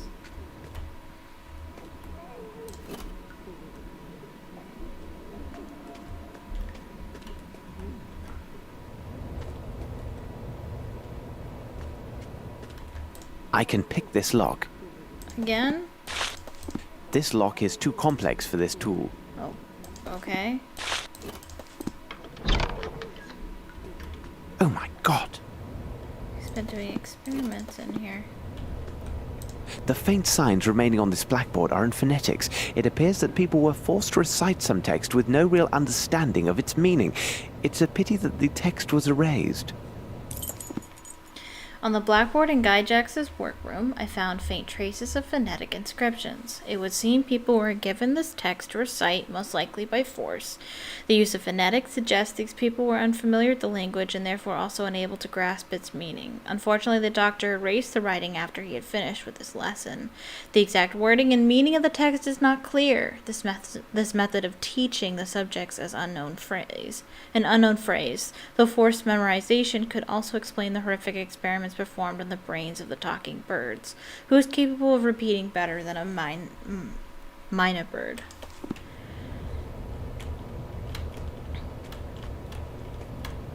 I feel great pity for the patients who must have been tied to this machine. What's this? A battery with a crank starter. No doubt used to stimulate his patients. So he electrocuted them, looks like. A notebook detailing the experiments conducted by Mr. Guy Jax. 1. Theory. By comparing the cerebrums of talking birds and the patients, we will find similarities in shape. These similarities in shape will imply similar functioning. In particular, the portion of the human brain which corresponds to that of birds governs both vital functions common to all higher beings and the formation of articulated sounds. Practice validates this theory. A patient whose cerebrum portions not replicated in the talking birds were destroyed continued eating and producing sounds, though they had no real significance. 2. Theory. If a patient's life is maintained and gradually parts of his cerebrum are removed, it should be possible to identify which human functions correspond to each distinct section of the cerebrum. Therefore, this procedure will identify the sole cerebral functions that serve our experiment, those that enable the individual to survive and produce precise articulated sounds. We may then remove all except these core cerebrum elements in our subjects. Practice validates this theory. Unfortunately, the lack of collaboration by the subjects does not allow me to isolate the part of the cerebrum corresponding to reading or acquiring new knowledge. I do not have enough expendable patients for test subjects, as most are needed for the cause. I will have to find another way. 3. Theory. By using the phonetic system, the patient, regardless of nationality, learns the specified song. However, they must repeat and commit this phonetic-based song to memory while they are in full possession of their senses. The question is, will they retain the ability to articulate this learned song after the undesired cerebral sections are removed? Practice validates this theory. The patients react favorably to the training and the use of phonetics.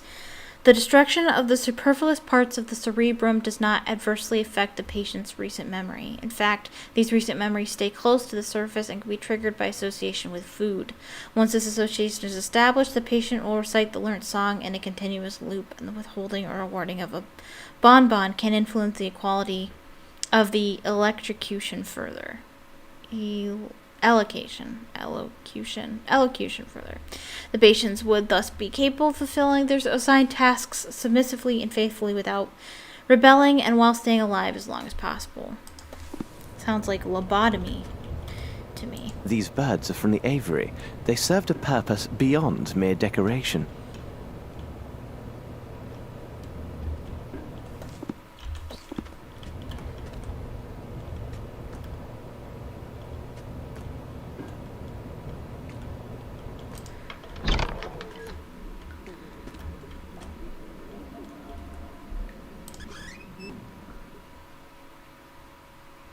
Wolf. This man seems to suffer from every possible mental affliction. Judging by the date of his admission, he must be one of the oldest patients here. The former hospital director researched his case and mentions Wolf's professor. Apparently, he was the only person of influence with the poor fellow. There is even a portrait of the late professor included in with the reports. So that's what he looked like. Professor A.H.R. Schwartz, Public School of Gland, 1860. So this is Professor Schwartz. Is there anything else we need? I need a name to continue my research.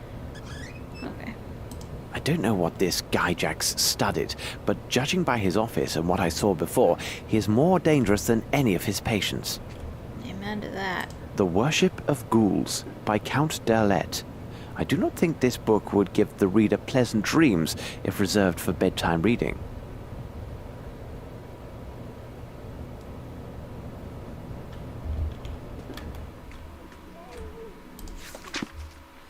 Complications, big delay, but goods will be ready on time, need money because no more stones, eh? A cable from New Orleans sent in the last few weeks. If the shipment of these goods from New Orleans relies upon a transfer of funds from Europe, it is possible the actual exchange won't take place for a few weeks. There may still be time to intervene. Dear sir, first of all, I'd like to thank you for selecting our bank in order to handle your transactions and account. The jewelers we contacted have made several offers which generously exceed our experts' estimate of the value of your goods. They also provide solid financial guarantees to back their bids. The discretion of our associates is, as you know, proverbial, and nothing other than this document will reveal the true nature and extent of our transactions. Here is an accounting for each gem and the total sums collected on your behalf, less our commission. You will find that the monies have been deposited in your account for your disposition. Jewel 7 count 400 SRF, Silas 8 count 500 SFR, Jewel 12 count 900. We have an emerald, a turquoise, emerald, stylus, diamond, topaz. Okay. Sincerely yours, Wilhelm Berger. There's a small label that says classroom. Closed tight. Closed tight. Closed tight.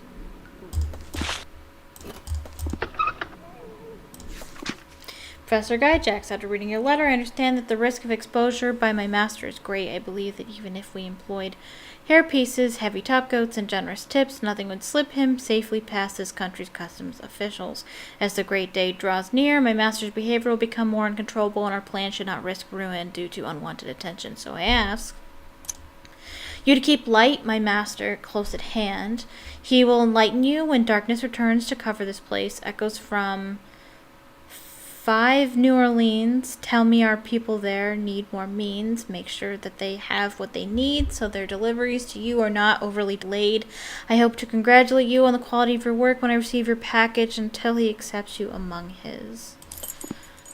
On the handwritten letter found in Dr. Gyjax's office, there's a greasy stain, apparently from an oil lamp. This specific oil is a variety that has been in common use for some time. The person who wrote this letter must therefore have access to old stores of lamp oil. The letter is also recent, being dated a few years ago. I can infer it was posted from Europe and should have passed through countries with a reliable postal system. A strong odor of iodine was also detected. This letter was also in the presence of sea air before it was posted. Unfortunately, the envelope it came in was not found. Hold on. There's an oily stain on this letter. It smells of iodine. Interesting. Letters found in Dr. Gyjax's office, they originate from various Swiss banks and show that during these last months, the doctor completed several sales of precious stones. Each transaction was for a great amount. He must have had a real treasure. These letters also reveal funds were transferred to specific bank accounts in London and New Orleans. Unbelievable. These letters are from various Swiss banks and show that the doctor made several sales of precious stones over these last months, and each time for higher profit. He must have access to a real treasure. I see numerous transfers were made to an account holder in the Bank of London and another in a bank here in New Orleans. I must take note of these transactions.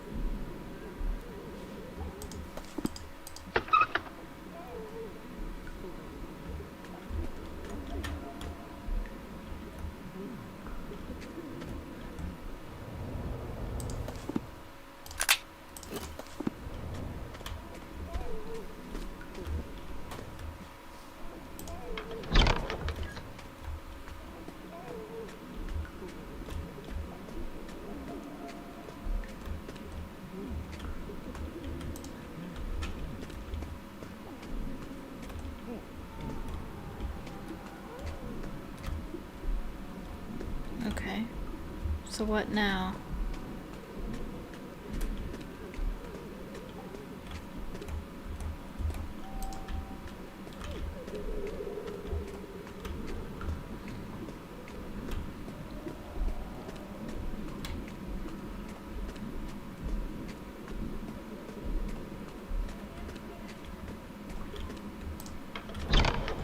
Is that room?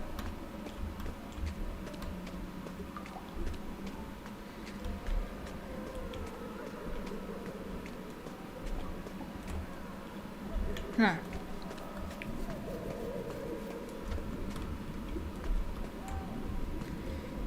I don't know.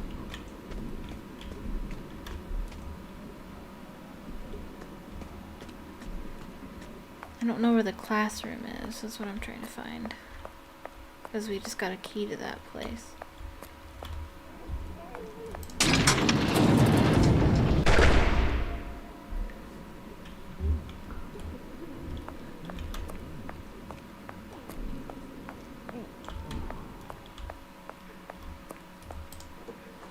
I believe I'm close to finding what I need.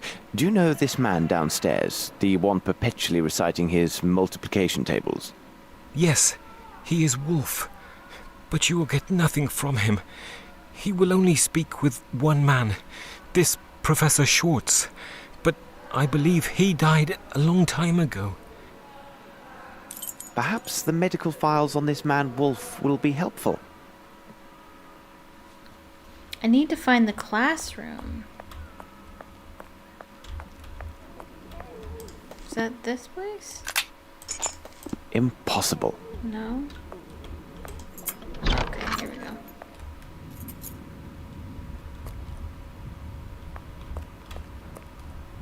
Yikes. Ugh.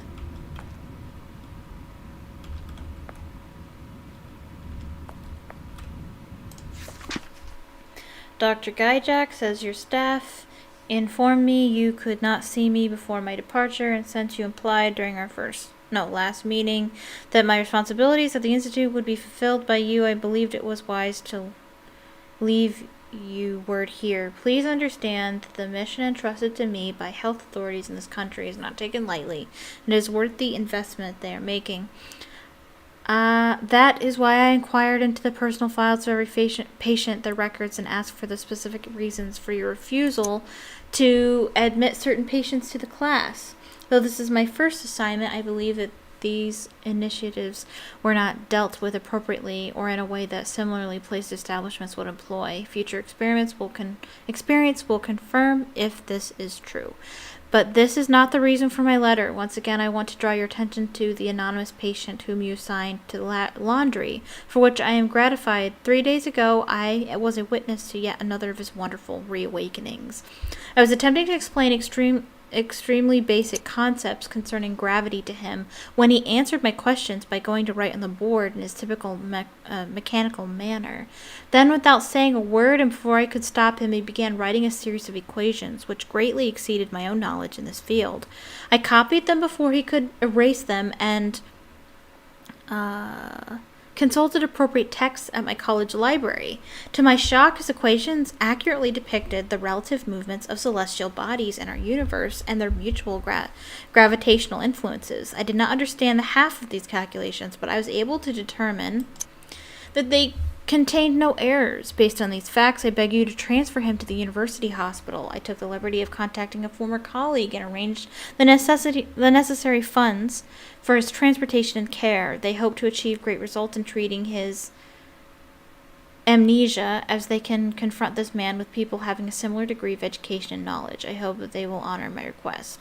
G. Herzog. So they have a very smart amnesia patient here. Who is this anonymous patient? Perhaps there is a file on him, as with the other patients.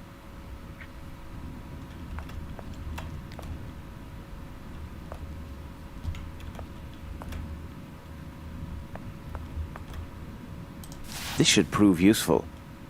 And now, time to become the good Professor Schwartz and pay a visit to Wolf.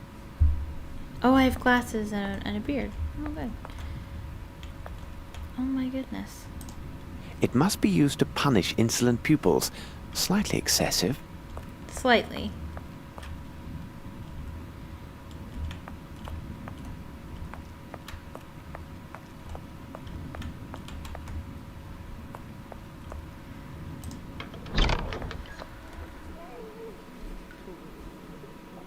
All right.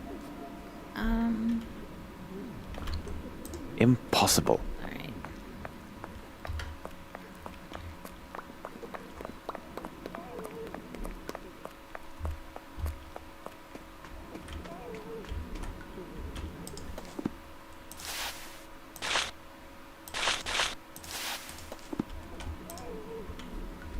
So, Wolf, I see you have mastered your lesson. Splendid. Professor Schwartz? I congratulate you, Wolf. I cannot say the same about your other classmates. I am most unhappy with their behavior, because it seems they have been cheating. Professor Schwartz, you saw them, didn't you? I know my lessons. I always work so hard, and the others, they crib from me. I know, my boy, I know. But their leader, he is a doctor, isn't he? Yes, Professor, yes. He is the most vile member of the group. Sometimes he tries to keep me from my lessons. He says he will treat me like the others who don't speak like us and who scream so very loud when he punishes them. But I keep to my lessons and recite my tables all the day. He can't stop me. That's good, my boy. You have made me proud. Now, I need your help. Where do they meet? I must find them and make sure they get the punishment they so rightly deserve. They meet over there, but it is well hidden and only the doctor has the code. First, he makes noise with the fire near his office. Afterwards, he makes noise with the fire in front of me. And then he makes noise behind me. You will see he does not know his lessons. Thank you, Wolf. That's a clever boy. You have earned high marks this term, but for now you must try to recite your lessons in silence. Since I am the professor, I know and see everything. There is never a need to shout. As you say, Professor Schwartz. I don't need it anymore. Alrighty. So, first he makes noise in the fire by his office. Then he makes noise, the fire in front of me. And then he makes noise behind me.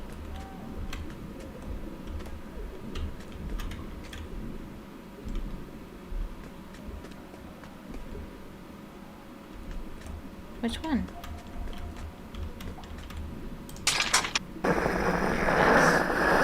It works. Simplicity itself.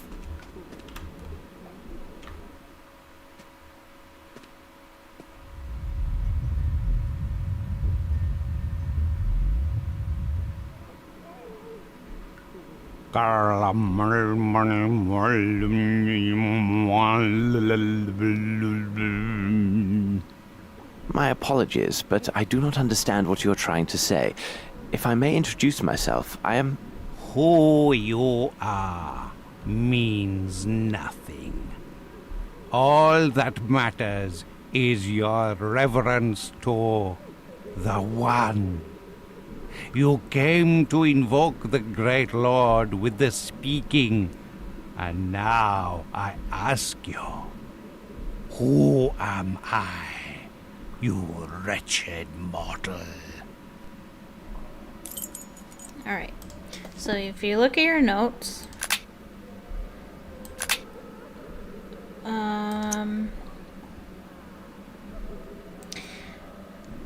risk of the exposure of my master. I believe that even if we employed disguises, we won't be able to slip him safely past this country's customs officials. As the great day draws near, my master's behavior will become more uncontrollable, and our plan should not risk him due to unwanted attention. So I ask you to keep light. My master close at hand. This is his master. There's also something else that helps. Where is it?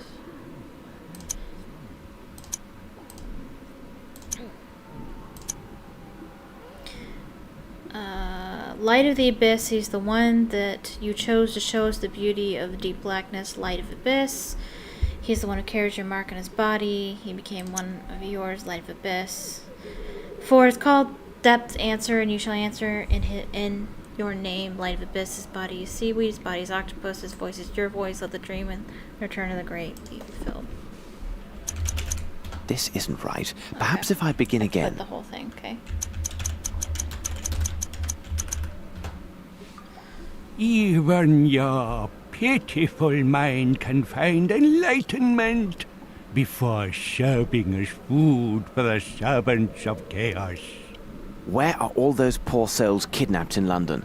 And what about the others who passed through here in their travels? Your search is in vain. You are nothing to the great Lord. Soon he will heed our call, when those titans will be reassembled for the awakening of their king. The sleeping Lord shall walk the earth. You and your kind will tear your flesh when you learn how your lives insult the great Lord and Master. You will plead for the abyss, as have all those before you who fed the Great One. Those who give their weak flesh to our Lord cry for his return. So shall you. He has lain dreaming, silent, hungry, awaiting his followers. Tremble in awe. Behold, the Great One returns. Oh, jeez. He makes so much noise. I better be on my way before he attracts the entire staff. Okay, I'm gonna save it, just in case.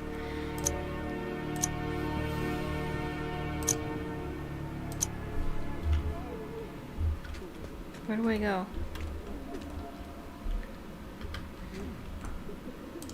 No, I don't want to go in there.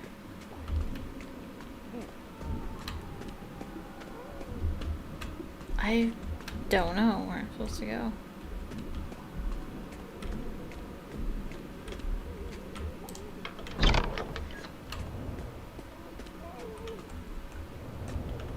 I can't go there yet. Oh.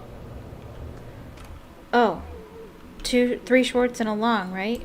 That's what the note said. 1, 2, 3.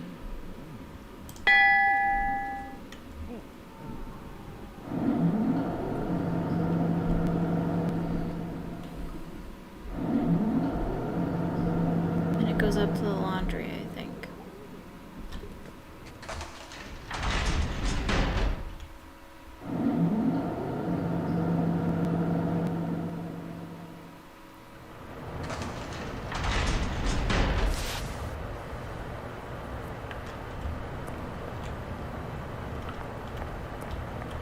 It's alright. At this point, we're almost done with this location. Impossible.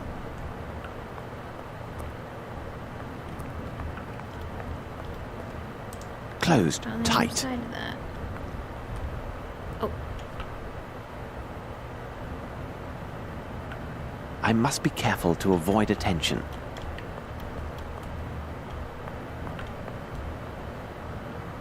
Oh. This is the guy, this is the smart guy that they found, who works in the laundry. No challenge here. It is a primitive lock. Any simple metal tool should allow me to force it. The spoon again? Pardon me, sir. I need your help. He does not seem to hear me. Moriarty! Moriarty, my worst enemy and a man who was presumed dead. Who could think this demon could have survived such a great fall at Reichenbach? Oh, He he seems a survived. shadow of his former self. There is no doubt he has truly lost his memory and therefore cannot be a part of these events. Can we find his file downstairs? Can we go back downstairs? No. Okay. Probably should have found his file then. How? What am I supposed to do then?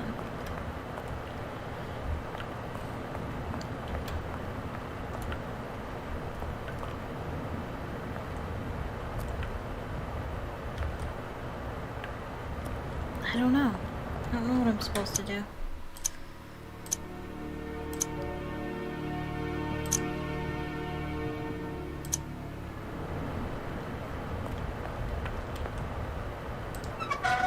Is there nothing more we can do? Oh. Oh. Am I right?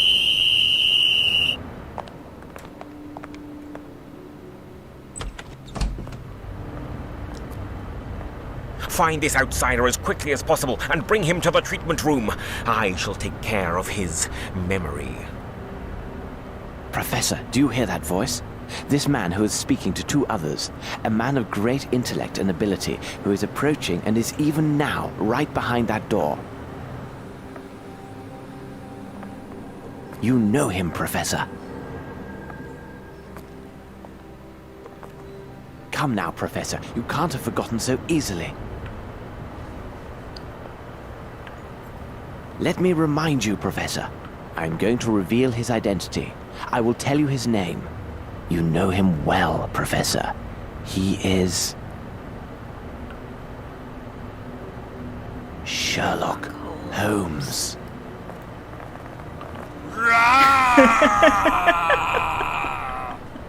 Stand where you are. I wonder if we could have found his file. There's a part of me that wants to go back to a previous save file to see if we could have found his file. I'll save it here, but I think I'm gonna load a previous load and see if I could find his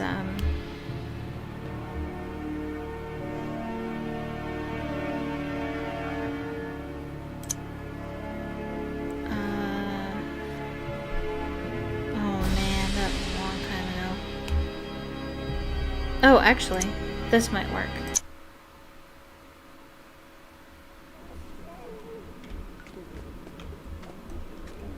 Because I have to go to Dr. Gyjax's office anyway, and that's where the file is.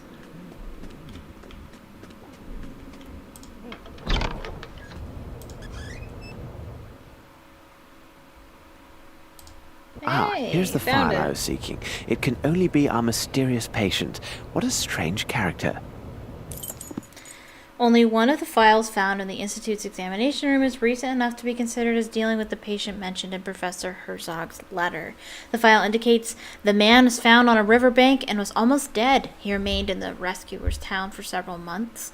Unfortunately, he suffered from sudden and uncontrollable fits of anger and was placed in a local asylum. He showed no signs of improvement under their care and was consequently sent to the Black Edelweiss.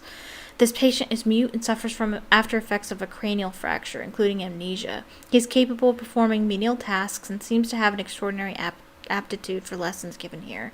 How peculiar. So you can look at his file. Neat. Okay, well, we'll go ahead and do this again. It's not like there was a lot that we did.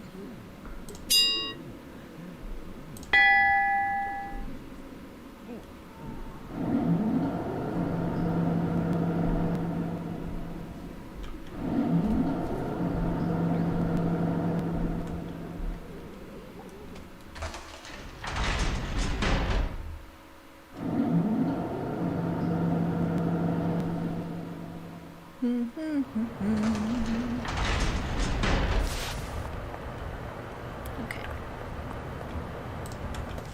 Oops. No. No challenge here. It is a primitive lock. Any simple metal tool should allow me to force it. Pardon me, sir. I need your help. He does not seem to hear me. Moriarty! Moriarty, my worst enemy and a man who was presumed dead. Who could think this demon could have survived such a great fall at Reichenbach? He seems a shadow of his former self. There is no doubt he has truly lost his memory and therefore cannot be a part of these events.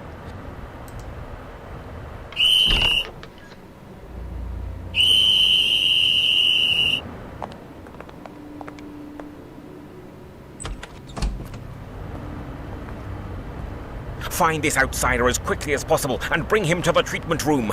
I shall take care of his memory. Professor, do you hear that voice? This man who is speaking to two others, a man of great intellect and ability, who is approaching and is even now right behind that door. You know him, Professor.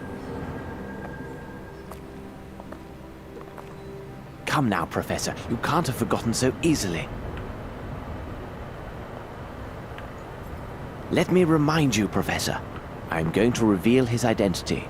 I will tell you his name. You know him well, Professor. He is... Sherlock Holmes.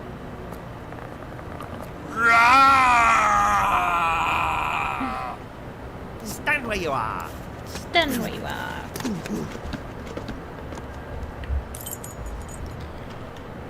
Okay. Now we're free to go, right? I think. At last, the laundry. First of all, I must prepare my Amos disguise. Really?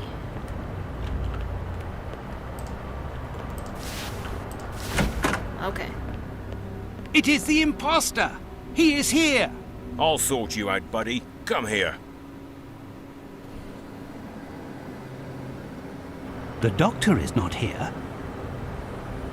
We had internal concerns arise today. Herr Director is engaged with urgent hospital matters and cannot be disturbed. Very well. We will take this troublesome wretch along with us. Perhaps tomorrow the doctor and I will be able to discuss our other matter. First of all, my friend, you should know that you have been dealing with two famous professionals.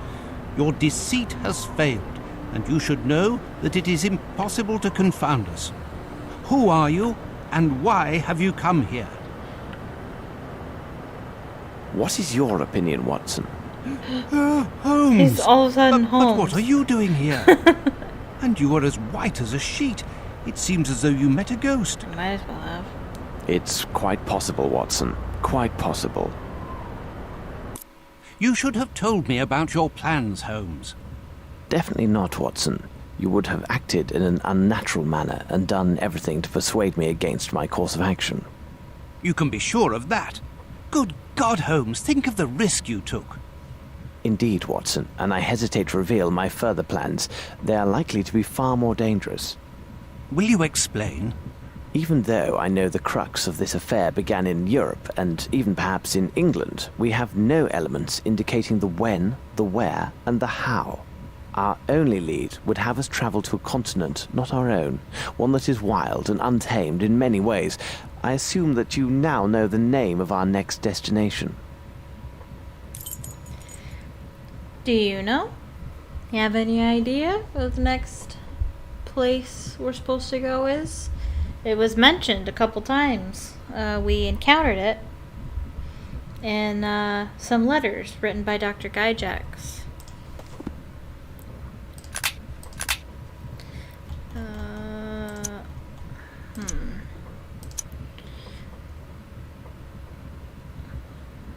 That's telegram from New Orleans. Is there anything else?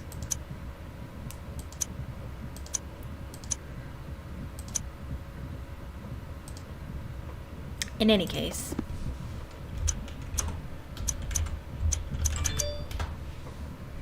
You are quite correct, Watson. New Orleans, Louisiana, located in the wilds of America, our nemesis has a group of his men there, and we must arrive in time to stop them. We must make haste to Le Havre and book ship's passage immediately.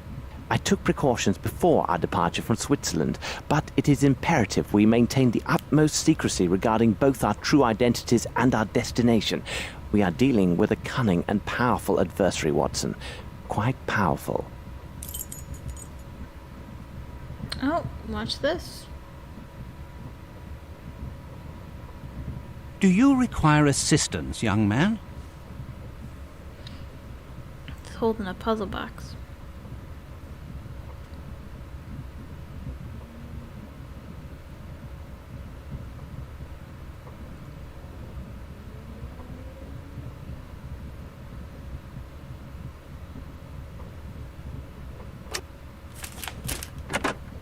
Ooh. Ah, yes, young man.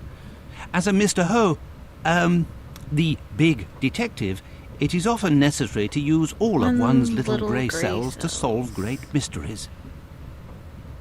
Hercule! Hercule! Where are you? Oh, here you are. Naughty boy, come along now. Madame Poirot, your stop is coming soon. An agent will assist you How with many your hints are luggage. they gonna drop? Yeah, that was supposed to be Hercule Poirot, the famous detective. The famous Belgian detective by Agatha Christie. As soon as we find a hotel, we shall send for our bags.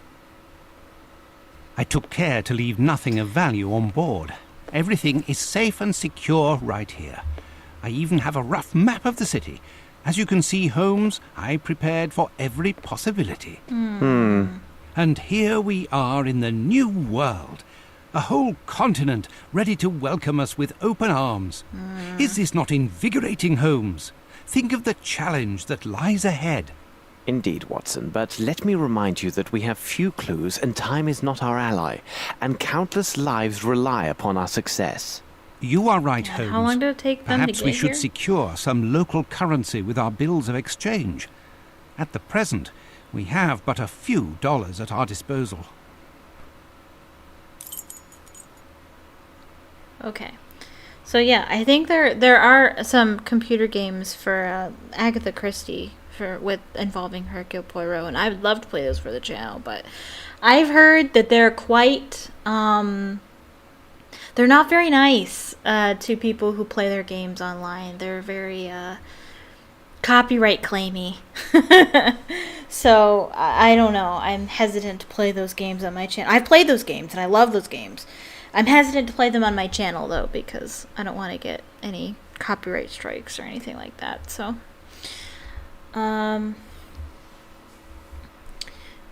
yeah. I should probably stop. I should probably stop the stream. I've been streaming for 4 hours. And I don't know if people would be willing to watch a 4-hour long video. They're barely willing to watch a 3-hour video. And I should probably save some gameplay for the week for normal streams, huh? But we're like halfway through the game already, so it really helps to have played this game before. It helps with knowing how to, navigate things and knowing what to do. But yeah, so I think I will probably stop the stream there then.